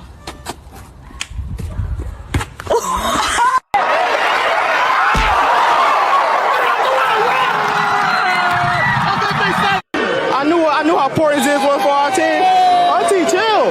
I knew how important this was for our team, and just. Who are some of your athletes, stoners of all time? The best athletes, stoners of all time? Mike Tomlin. Mike Tomlin. I'm like, bro, Cowboys supposed to be playing.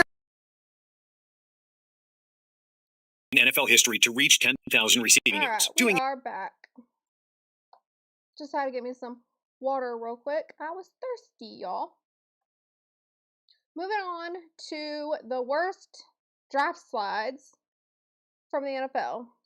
Surprises, but some of the biggest draft slides in history are wild. Shador Sanders, 5th round pick. Really? Tunzel was projected to be one of the top picks in the draft, but after this video of him was posted on his verified Twitter account, he went tumbling down the draft board. From future Hall of Famers to game-changing playmakers, these are the 10 biggest draft slides in NFL history. Starting at number 10 with DK Metcalf. Coming out of Ole Miss, DK Metcalf looked like he was built in a lab. At 6'3" and 228 pounds, with 4.33 speed, a 40.5-inch vertical, and just 1.6% body fat, he was built like a linebacker. Dr. X, good to see you here. You said, "Hey, darling, howdy." Hope all is well. Hope you're enjoying your Easter weekend. Moved like a track star. But when the 2019 NFL Draft rolled around, teams panicked. Scouts nitpicked his route running, feared a neck injury he suffered in college, and most of all, worried about his agility. His 7.38-second cone drill was slower than some offensive linemen, which had teams thinking that he was too stiff, too limited, and even too muscular. So instead of going early, DK slid all the way to the 64th pick, the final pick of the second round. 8 receivers were selected before him, including guys like N'Keal Harry, J.J. Arcega-Whiteside, and Andy Isabella. Then, the Seahawks finally took a shot on DK, and it didn't take long to see they made the right move. DK had over 900 yards and 7 touchdowns as a rookie, instantly becoming a favorite target for Russell Wilson. But it was his second season that turned heads around the league. He racked up 1,303 yards and 10 touchdowns, broke Steve Largent's Seahawks record for most receiving yards in a season, and earned second-team All-Pro honors. Whether it's burning corners deep, bulldozing safeties after the catch, or chasing down defenders like he did with Budda Baker, Metcalf is a game-changer. And this year, he'll be taking his talents to Pittsburgh after the Seahawks traded him. But Metcalf isn't the only player moving on from Seattle this year. In fact, he isn't the only draft slide moving on from them either. Because at number 9, we've got Geno Smith, who in 2013 was the guy. He had just lit up college football. I understand why DK slid just because of that injury. I mean, I get why people were weary of wanting to draft him, so I'm not surprised by that one.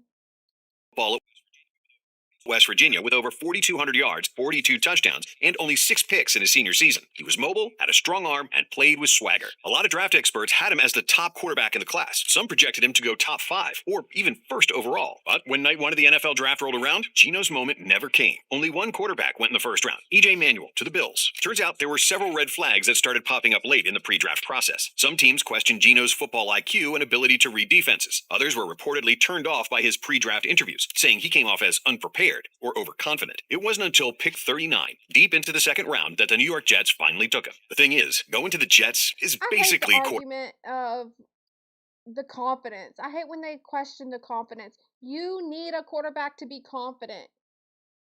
I mean, of course you want them to be humble too, but you want them to present they can be confident making decisions.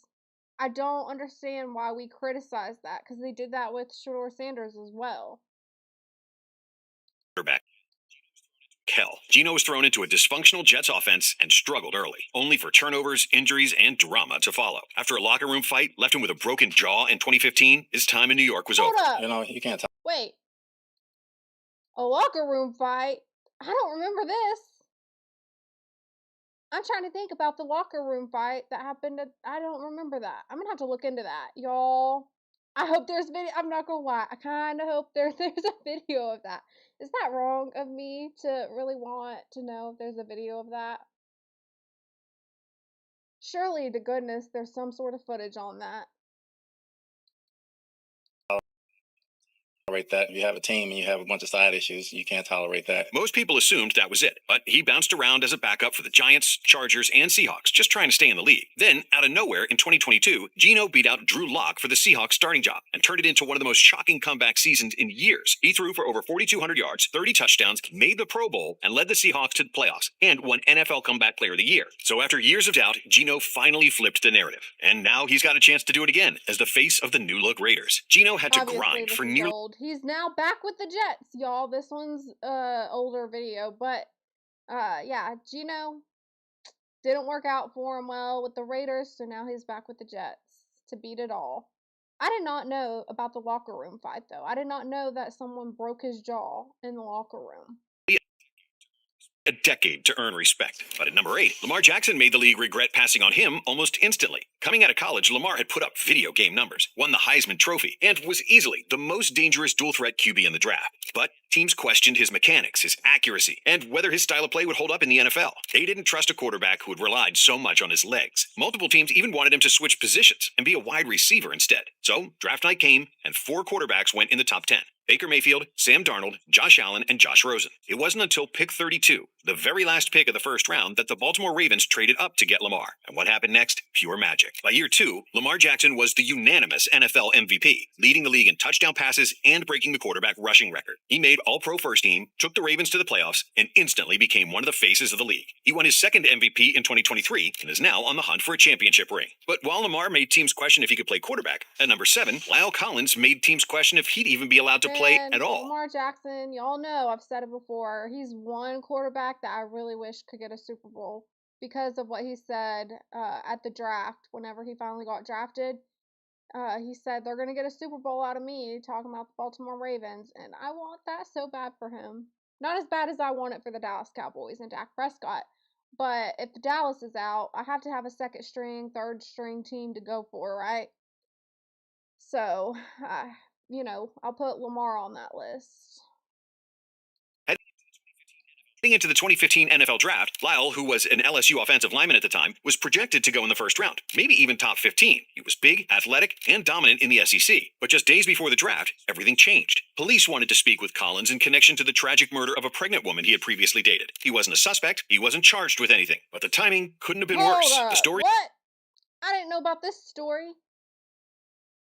Y'all, I gotta Google this. I gotta Google that story.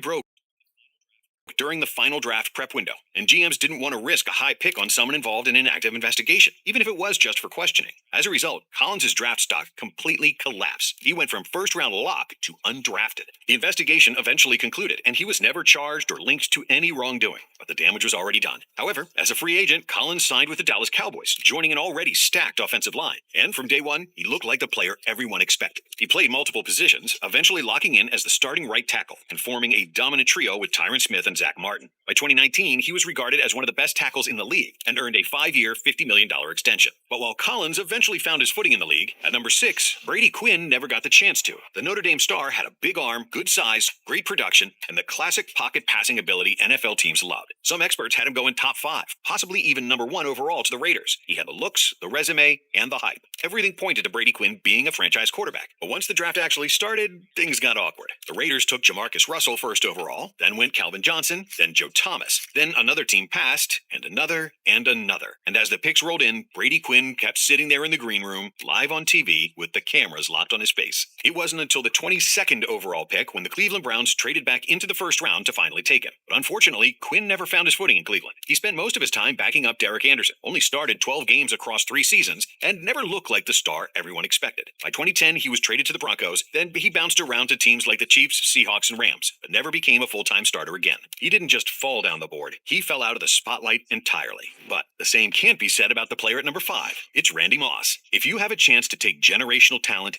you do it. And there's never been a more obvious, can't-miss wide receiver than Randy Moss. He ran a 4.25 40-yard dash, stood at 6'4", had a 47-inch vertical, and absolutely destroyed college defenses at Marshall. Talent-wise, he was a top 5 lock. His combination of speed, strength, and body control was something the NFL had never really seen before. But when the 1998 NFL draft rolled around, teams got nervous. Not about the football part, but about everything else. He had been kicked out of Notre Dame before ever playing it down. State after a failed drug test. Even though he was clearly the most talented wide receiver in the draft, the league wasn't sure if he was worth the headache. 20 teams passed on him. Even the Dallas Cowboys, Man, why who have reportedly Dallas Cowboys in there?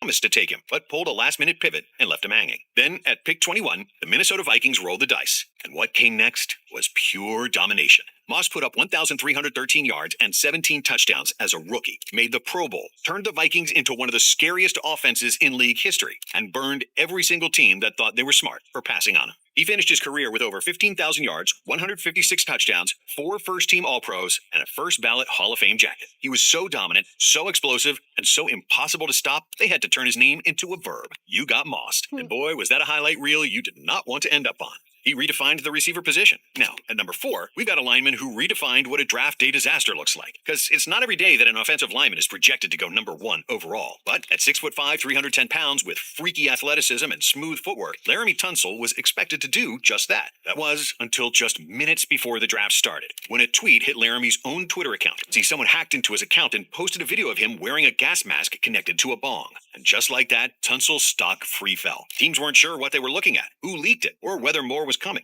And it didn't matter that he denied it. Didn't awful to do that. Man, these people, this is why I tell you all the time, be careful who you're around, because not everyone's in your corner. That's awful. matter that he passed every drug test. The damage was done. Instead of going top 5, he slid all the way to pick 13, where the Miami Dolphins finally pulled the trigger. He walked on stage, smiled, and acted like nothing happened. But everybody knew what they just witnessed. Despite the concerns, though, Tunsil developed into one of the best left tackles in football. He's been to the Pro Bowl 5 times, signed multiple mega extensions, and is now heading over to Washington to help protect rookie sensation Jaden Daniels. But while Tunsil fell because of a viral video, at number 3, another former Dolphin first-rounder fell because of something far worse. Dan Marino was a 3-year starter at Pitt, had a rocket arm, quick release, and looked every bit like an NFL franchise QB. Hey, and early on, he Dan Marino earlier.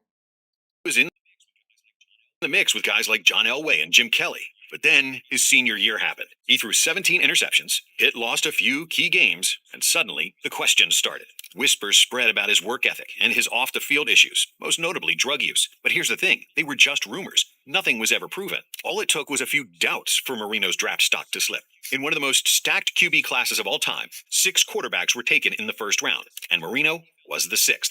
He fell all the way to pick 27. Where the Miami Dolphins, who already had a solid quarterback, couldn't believe he was still available. In just his second season, Marino threw for 5,084 yards and 48 touchdowns, both records at the time. He won MVP, took the Dolphins to the Super Bowl, and looked completely unstoppable. Quick release, deep ball mastery, pocket presence. He had it all. Marino finished with over 61,000 passing yards, 420 touchdowns, and went down as one of the best pure passers in NFL history. And one of the QBs to rival him for that title was the second most shocking draft slide. Aaron Rodgers was a passer with a quick release, elite accuracy, and a good chance to be drafted first overall. It was going to be a dream come true. Aaron Rodgers got drafted in 2005?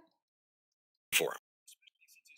Especially since his childhood favorite team, the San Francisco 49ers, had the first pick. But instead of a dream come true, it was A-Rod's worst nightmare. Despite being hailed as a potential superstar, concerns about his mechanics, his attitude, and even the system he played in at Cal caused teams to pass on him over and over again. But finally, after sitting through 23 painful selections, the Green Bay Packers called his name at pick 24. When asked about how he felt being passed on by his dream team, Rodgers delivered one of the coldest lines in draft history. How disappointed are you that you will not be a 49er? Not as disappointed as the 49ers will be that they didn't draft me. And although he was taken by the Packers, there was a problem. I love that line from Aaron Rodgers.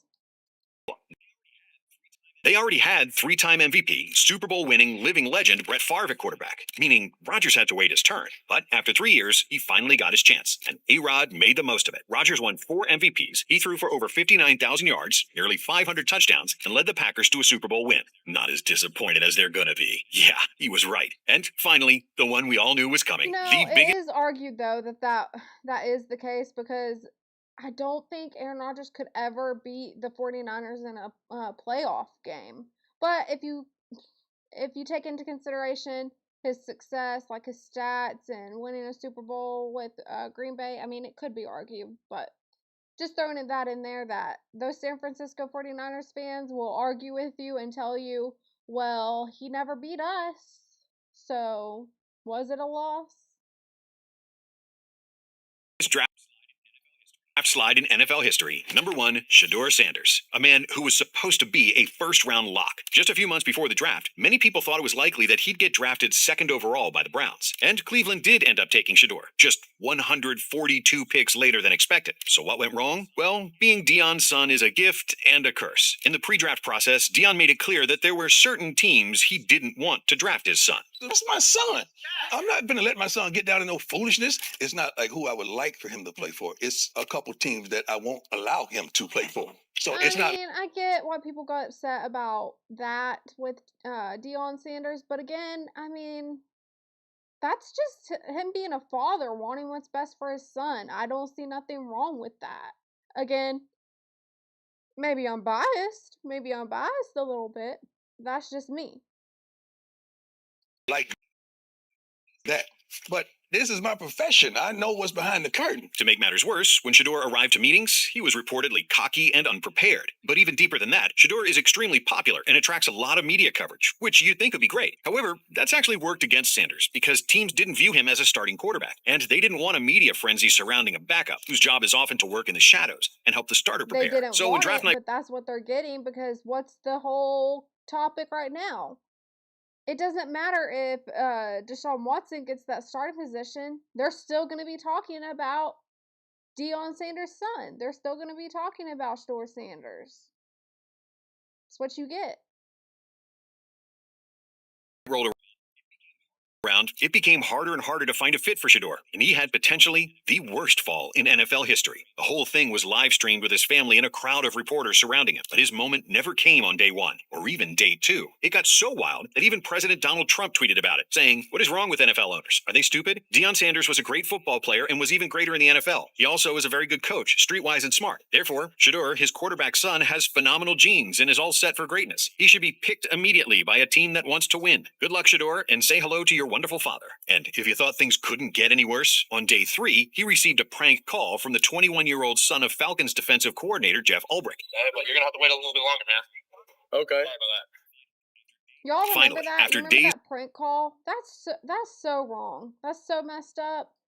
And I'm glad they got to the bottom of who prank called him, because I didn't think they would. Embarrassment, the Browns selected him in the 5th round with the 144th pick, the 6th quarterback selected, and the 2nd QB drafted by the Browns. All things considered, for being a 5th round pick, Cleveland is not a bad situation for Sanders to walk into. The Browns quarterback room is crowded, but it's far from locked I disagree with that wholeheartedly. I think that the Browns situation, it was not good.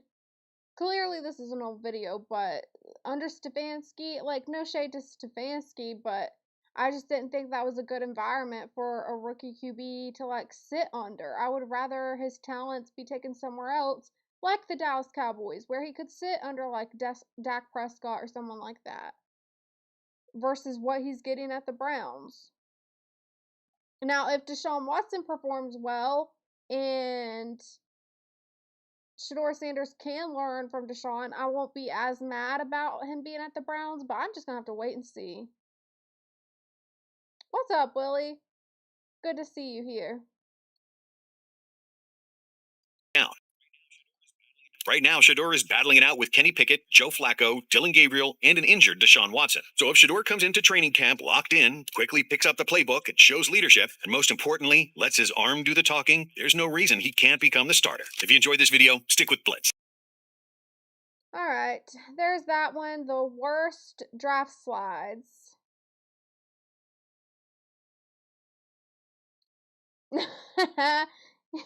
He said, "No, sweetie pie. He's property of the dog pound." Yeah, isn't that the Browns thing? It's like something with... Is that what they say? Dog pound? I don't know what you Browns fans say. But yeah, he is property of y'all. Yeah, good to see you again as well. I'm glad you're back. Glad to have you back. Okay, so moving on. Now we're going to go to the top 10 draft picks. Is demanded. And while some end up being busts, others become legends. This list alone accounts for 17 Super Bowl wins, 11 MVP awards, and a whole lot of insane moments, good and bad. These are the top 10 number 1 draft picks in NFL history. In 2004, the San Diego Chargers selected Eli Manning first overall, but there was a problem. Eli made it very clear that he would never play for San Diego. Why don't you want to play for the Chargers? We're not really giving details right now. We just we made our decision, and that's what we're. Okay, hold on. I'm gonna have to do a video on this. I got so many video ideas now. How come it was okay for Eli to not want to play there, but it wasn't okay for Deion Sanders to say that he didn't want his son playing for certain teams? You see the hypocrisy there? That kind of makes me mad. I'm not gonna lie. That set the stage for one of the biggest trades in NFL history. Manning to the Giants in exchange for Phillip Rivers and draft picks. It was a gamble for New York, but boy, did it pay off. Because Eli didn't just become the face of the franchise, he became a literal giant slayer. In 2007, he led one of the greatest upsets in NFL history, snapping the Patriots' perfect 18-0 season with a miracle drive that included the iconic helmet catch. But if that wasn't enough, 4 years later, he did it again. Another fourth quarter comeback, another Super Bowl win against the Patriots, and another Super Bowl MVP. All this from a team that barely squeaked into the playoffs with a 9-7 record. And that's what separates Manning from other quarterbacks who just missed this list. His clutch gene and how he always delivered in the ultimate pressure moments. Matthew Stafford could have easily been selected here. He carried a terrible Lions team for years, and when he finally got out of Detroit, he brought the LA Rams a championship in 2021. But he didn't face a dynasty twice and walk away with 2 rings, like Eli. Cam Newton also deserves a mention. The 2015 NFL MVP was a one-man highlight reel, and one of the most electrifying dual-threat quarterbacks ever. But when he had his chance in Super Bowl 50, he came up short. And finally, Andrew Luck, one of the smartest, most gifted quarterbacks we've ever seen. But injuries ended his career before he ever got a shot at cementing his legacy. All 3 of these quarterbacks were phenomenal, and perhaps even more talented than Eli. But none of them made an impact on the NFL and have a legacy to match Manning's. He didn't just win when it was convenient. He took down the NFL's most dominant dynasty twice and cemented himself as one of the most clutch performers of all time. Y'all know that's one thing that Eli will always hold over Peyton Manning's head is, well, at least I beat Tom Brady. Think of some of the best number 1 overall picks, you probably don't think of offensive linemen. But Orlando Pace was just that dominant. Standing at 6'7" and tipping the scales at 325 pounds, Pace was an absolute wall. Drafted first overall by the St. Louis Rams, he had the rare combination of size, speed, and agility that left defenders stunned. He could bulldoze opponents in the run game and had the footwork to dance with the league's fastest edge rushers in pass protection. In his first full season as a starter, the Rams allowed just 29 sacks, a massive improvement from the 48 sacks given up the year before. And Pace's dominance continued to elevate the Rams offense, which exploded into one of the most feared units in NFL history, the greatest show on turf. But here's what sets him apart. Without Pace anchoring the offensive line, the Rams likely don't win the Super Bowl in 1999 or become one of the most explosive offenses ever. That season, St. Louis led the league in scoring with 526 points. Kurt Warner threw for over 4,300 yards and 41 touchdowns, while Marshall Faulk racked up over 2,400 yards from scrimmage. But none of that happens without Pace paving the way. His protection allowed Warner time to execute deep throws and gave Faulk room to break off jaw-dropping runs. Pace was different. He wasn't just dominant, he was a winner. His resume speaks for itself. 7 Pro Bowl selections, 3 first-team All-Pro honors, a Super Bowl title, and eventually a gold jacket as a first-ballot Hall of Famer. Yeah, He even played. He's a well-decorated NFL player. A ridiculous streak of 154 consecutive games without missing a start, something nearly unheard of for a lineman taking brutal punishment every game. And we got to give an honorable mention here to another dominant tackle, Ron Yary. He anchored a Viking offense that reached 4 Super Bowls in the 1970s. His consistency and dominance for more than a decade made him a 6-time first-team All-Pro and a Hall of Famer. But on the other side of the line, Cleveland made a franchise-changing move in 2017 when they selected Myles Garrett with the first overall pick. Standing at 6'4" and weighing 272 pounds with explosive speed and raw power, Garrett was, and still is, a quarterback's worst nightmare. From the moment he stepped on the field, he's been a game wrecker. Double teams, chips, even triple teams. None of it seems to matter. Man, Since entering the league, everybody's been wanting Myles. Everybody's been wanting Myles.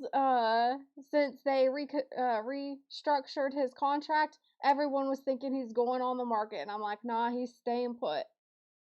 He ain't going nowhere.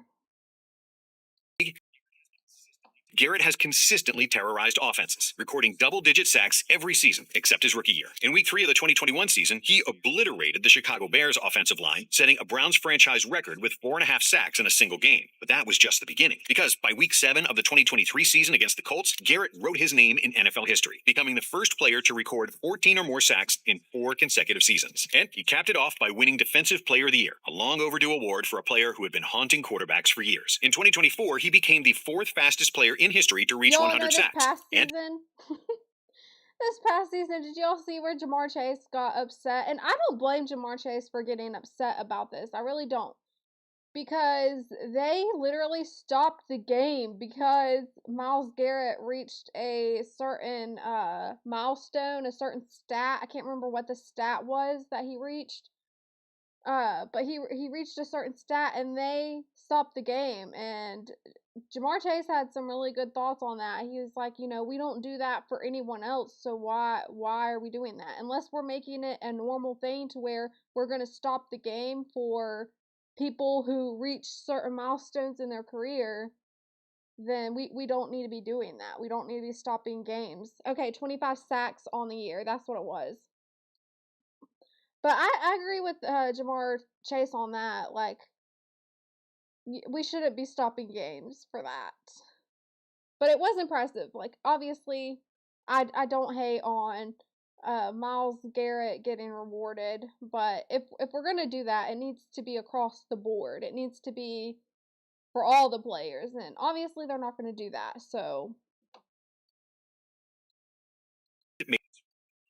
his 4th All-Pro first team, already making a case as the best edge rusher to ever be selected first overall. Yes, even better than Hall of Famer Leroy Selman, who we've got to mention here. After being drafted first in 1976 by the Tampa Bay Bucks, which was the franchise's first ever draft pick at that, Selman proved to be one of the best decisions they ever made. Despite the Bucks' early struggles, Selman became a dominant force on defense, earning Defensive Player of the Year honors in 1979, 6 Pro Bowl selections, and eventually landing in the Hall of Fame. But Garrett has already surpassed that level of dominance. And after inking a new contract with the Browns that made him the highest paid non-quarterback in NFL history, Garrett's story is far from finished. Now, and speaking of that, I mean, I like Jamar Chase now. Although I can't really argue with you. I think it was kind of bad what he did with the whole spitting thing. Far from finished, all the madness of March is just... Next, we go back in time to the 1978 draft, when the Houston Oilers selected Earl Campbell first overall. They didn't just draft a running back, they unleashed a wrecking ball on the NFL. At 5'11" and a rock-solid 232 pounds, Campbell was pure muscle with a mission: bulldoze anyone in his path. And that's exactly what he did. Defenders who tried to tackle him often found themselves on the ground, wondering what just hit him. In just his rookie season, Campbell led the league with 1,450 rushing yards and 13 touchdowns, earning NFL Rookie of the Year and Offensive Player of the Year honors, while finishing second in MVP voting. Not too shabby for a first-year player. But here's the crazy part. His next season, he was even better. Campbell upped his game with 1,697 rushing yards and 19 touchdowns, once again leading the league, but this time also taking home the NFL MVP award. And if you thought that was impressive, then buckle up, because in 1980, he had the most dominant year of his career, racking up a jaw-dropping 1,934 rushing yards, the second most in a season at the time, and 13 touchdowns. That earned him his 3rd straight rushing title and a 3rd consecutive Offensive Player of the Year award. The man was simply unstoppable. Unfortunately, following his 3rd year, his stats began to dip, as the brutal punishment he dished out and received took a toll on his body. Still, few players in NFL history have ever had such an immediate and overwhelming impact, and none could physically embarrass defenders the way Campbell did. Even though his career stats don't tower over others, Campbell's peak alone earned him a spot in the Hall of Fame and on this list. But he's not the best running back to be drafted first overall. Before the controversies and courtrooms, O.J. Simpson was simply the juice, one of the most electrifying players to ever step on an NFL field. Drafted first overall by the Buffalo Bills in the 1969 NFL Draft, Simpson wasn't just fast. How you feel about, or how anyone feels about O.J. Simpson, you cannot deny his talent as a football player, and that's what I don't like. The fact that we can't separate it. We have to have separation. I mean, you see the same with R. Kelly. Many people will still play R. Kelly's music, even though they don't agree with the behavior. You have to do the same for O.J. Simpson. You don't have to agree with his behavior, but you can acknowledge that he was a great football player. Chelsea, you did a great job putting this together. Thank you, Lily. I really appreciate that. It's good to have great feedback. So thank you for that encouragement. He was blazing. He had a rare blend of speed, agility, and power. He could outrun, outmaneuver, and overpower defenders in a way few backs ever have. However, Simpson's early years in Buffalo didn't exactly scream all-time great. It wasn't until 1972, when the Bills changed their offense and made him the centerpiece, that everything changed. And boy, did it change. The very next year, OJ did something no one had ever done before. He broke the 2,000-yard barrier, finishing with 2,003 rushing yards in just 14 games. Let that sink in for a second. That's an average of 143 rushing yards per game, a stat that still sounds unreal. That historic season earned him NFL MVP honors and cemented his legacy as one of the greatest backs of all time. Over his 11-year career, he racked up 11,236 rushing yards, 61 rushing touchdowns, was a 5-time first-team All-Pro, and 4-time NFL rushing champion. But, as we all know, Simpson's story doesn't end on the football field. His life took a dark turn when legal troubles ruined his post-football career. But whether or not you believe he did it, something that's not up for debate is just how dominant OJ was on the football field. As we enter the top 5 number 1 draft picks in NFL history, we find ourselves at the 1989 NFL Draft. And when the Dallas Cowboys selected Troy Aikman, they weren't just drafting a quarterback, they were laying the foundation for a dynasty. But at first, it was ugly. Aikman's rookie season was a disaster. The Cowboys went 0-11 in games he started. But to make things worse, he threw 18 interceptions in those 11 games. By 1992, the rebuild was old Dallas Cowboys football games. Of course, I wasn't alive during this time, but it's always fun to go back and watch. complete. And with Aikman leading the charge, the Cowboys became an absolute juggernaut, winning 3 Super Bowls in 4 seasons. Their offense, powered by Hall of Famers Emmitt Smith and Michael Irvin, was a nightmare for defenses. And at the center of it all was Aikman, the calm, accurate, and clutch quarterback who thrived under pressure. He wasn't the flashiest guy on the field, but he was efficient. And when the stakes were at their highest, he delivered. Aikman went 11-4 in the postseason, posting one of the highest playoff passer ratings of his era. And that's why he deserves to be this high on the list. Winning 3 Super Bowls as the face of one of the most iconic dynasties in NFL history is no easy feat. Unfortunately, concussions and injuries eventually took their toll, cutting his career shorter than it should have been. But by the time he hung up his cleats, Aikman had secured his place as the winningest quarterback in Cowboys history. Another all-time winner was Terry Bradshaw. Drafted number 1 overall in the 1970 NFL Draft, Bradshaw had the raw talent, rocket arm, and Bradshaw made the list. That's cool. swagger to lead a franchise. But here's the thing, much like Troy Aikman, it didn't start out all that great. His early seasons were rough, filled with interceptions, benchings, and a ton of doubts. Bradshaw looked like a bust at times, and the Pittsburgh media was brutal. And even his teammates doubted he was the right guy. But when it clicked, it really clicked. By the mid-1970s, Bradshaw was the fearless leader of one of the most dominant dynasties in NFL history. The Steelers won 4 Super Bowls in 6 years with Bradshaw at the helm. He was more than just a game manager. He was a game changer. Bradshaw delivered in the biggest moments, earning 2 Super Bowl MVP awards and claiming the league MVP in 1978. They don't like the Steelers, do they? But what set Bradshaw apart wasn't just the stats. It was his clutch gene. He thrived under pressure, delivering in the biggest games and leading fourth-quarter comebacks when the Steelers needed it most. Bradshaw walked away as the first quarterback in NFL history to win 4 Super Bowls, a feat that put him in a league of his own. And while his career may have had its ups and downs, his legacy as the face of the Steelers' golden era and the sheer talent he had is what makes him so special. Now, onto the podium. When the Baltimore Colts selected John Elway with the number 1 pick in the 1983 NFL Draft, chaos erupted. Elway was a once-in-a-generation talent, an elite 2-sport athlete with a cannon for an arm and all the makings of a superstar. But there was one problem. He had no interest in playing for the Colts. He flat out refused to sign with them, even threatening to ditch the NFL entirely.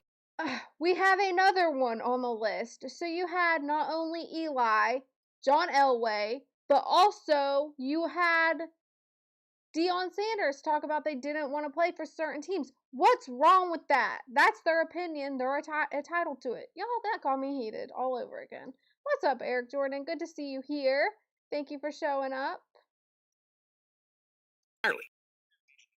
For a career in Major League Baseball. In a desperate move, the Colts traded him to the Denver Broncos. And the rest? Well, that's NFL history. From his very first game, Elway proved he was everything that was advertised and more. He had jaw-dropping arm strength, surgical accuracy, and the double standards. Can't stand them. Y'all know that's my biggest pet peeve is hypocritical double standards.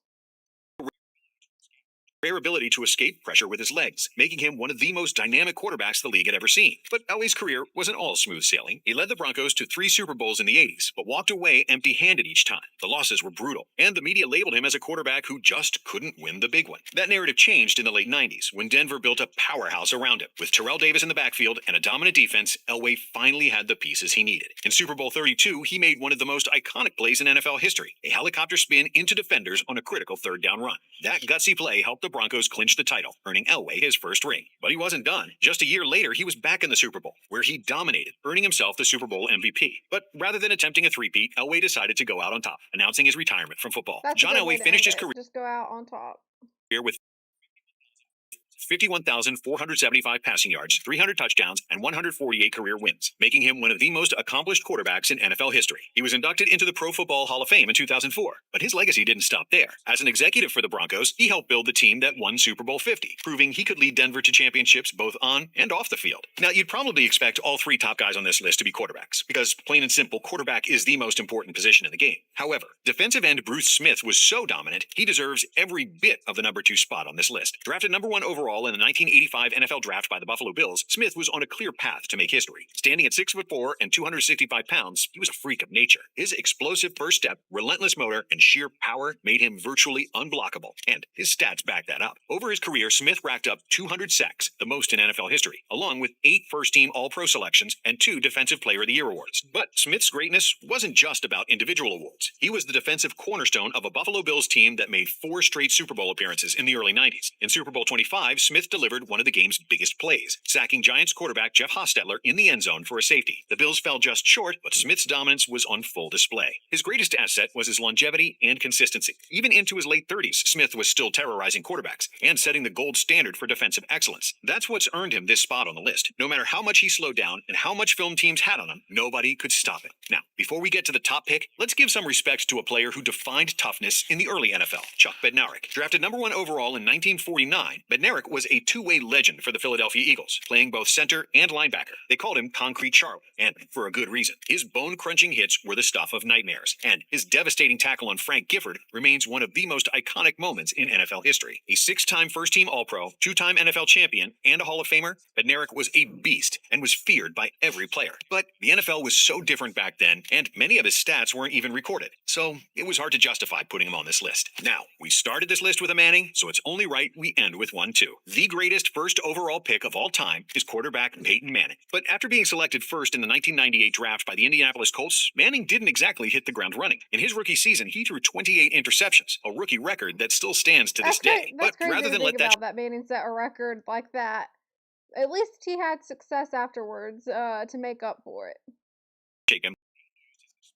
Peyton used his experience to fuel his growth, and by his second season, it was clear the Colts had their franchise quarterback, and what followed was over a decade of dominance. Manning was the engine of the Colts' high-powered offense, leading them to 11 playoff appearances, 8 division titles, and a victory in Super Bowl 41, where he earned Super Bowl MVP honors, finally silencing critics who questioned his ability to win on the big stage. But then, in 2011, everything changed. Manning was sidelined by a severe neck injury that required multiple surgeries. He missed the entire season, and at 35 years old, his future in the NFL looked bleak. Rumors swirled that he might never play again, as the Colts, facing a rebuild, made the heartbreaking decision to release him after 14 seasons. Many thought that was the end of the road for Manning, but Peyton wasn't ready to hang up his cleats. Instead, he signed with the Denver Broncos for his return in 2012. When he finally stepped back onto the football field, the pressure was on, but he immediately looked like his old self, leading the Broncos to a 13-3 record. By 2013, he had one of the most dominant seasons ever, setting NFL records for passing touchdowns with 55 and passing yards with 5,477. Manning's time in Denver ended with a victory in Super Bowl 50, where he capped off his career with his second championship. Shortly after that Super Bowl victory, Peyton Manning announced his retirement from the NFL with legendary career stats: 71,940 passing yards, 539 touchdowns, 5 MVP awards, and 2 Super Bowl titles, making him not just the greatest number 1 pick of all time, but one of the greatest players the NFL has ever seen. If you enjoyed, obviously I would debate that with Tom Brady, but for this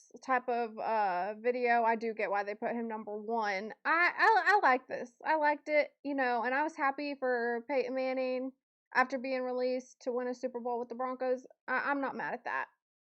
Chelsea, I'm still here watching and listening, and I'm watching my Yukon Huskies. Yeah, I'm getting ready to actually close it out, y'all. I'm out of time. I'm going to close it out with a motivational video, and then I'm going to drop a link in the chat of another sports creator that I keep up with, Real to Sports. I'll drop his link in the chat. Y'all go check him out. He'll be live, and I'll see y'all over there. But let's close out with the motivational video. You know what? I also forgot to do my national anthem. We're gonna play the national anthem, y'all. I know it's late. I didn't do this at the start, but all rise for the Touchdown Tribe national anthem at the end of the show. On the Star Spangled Banner, Fergie. That a flag was still there.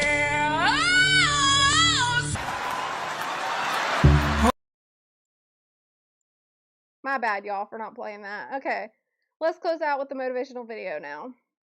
Watch out for frenemies. A frenemy is someone who they smile at you, but secretly they're competing with you. And if you start to kind of pull back the curtain on the psychology of it, they admire qualities in you that they wish they had. And so there's this initial admiration that starts the friendship, but over time they start shifting into envy. And that envy starts to turn into sabotage. They really want to be close to you because they're drawn to what you represent. But the irony is that the closer they get to you, that triggers their insecurity because it's reflecting back what they feel they lack. So they live in this weird contradiction. You know, on the surface they're supporting you, but there's this underlying resentment underneath it all. Can't have a true friendship with someone like that because there's a part of them that's secretly rooting for you to fall.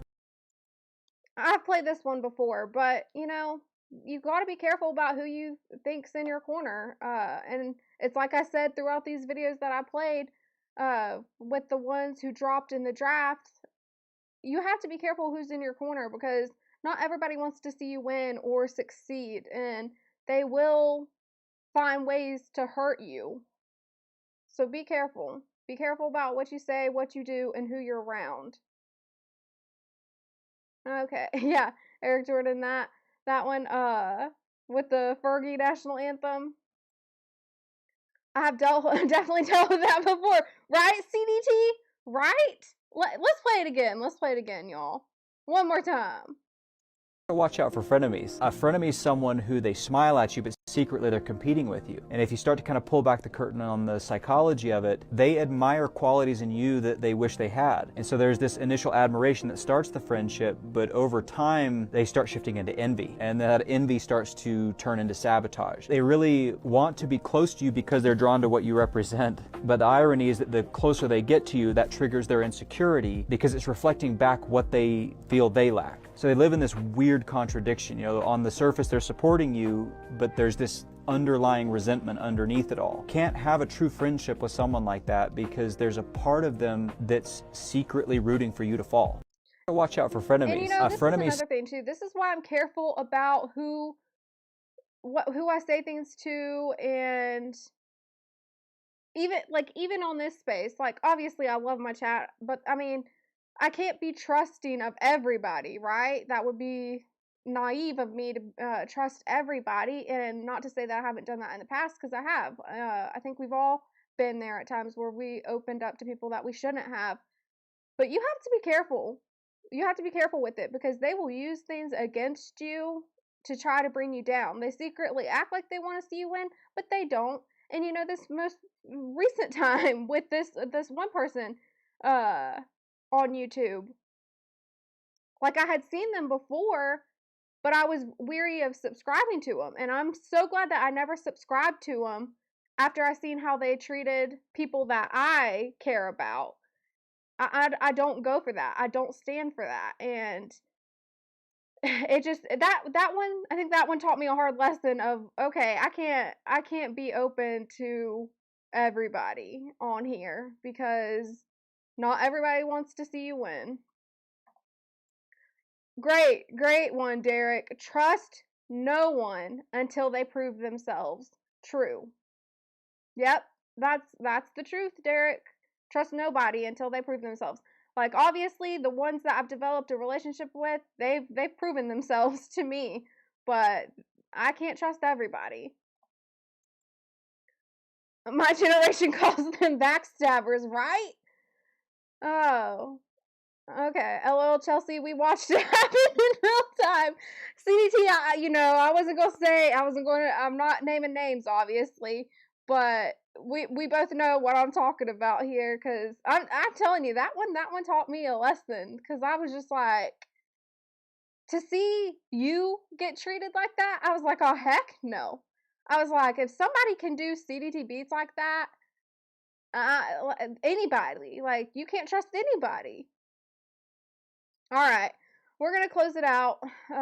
You surely cannot. You can't be friends with everybody, and they ain't no pleasing. Yes, And there ain't no pleasing most people. Yeah, you can't. You know, I seen this one thing and it said, we're all ugly to somebody, so don't sweat it. And I was like, man, that's so true. Because, of course, me being a girl, like, I deal with, like, confidence issues and things like that.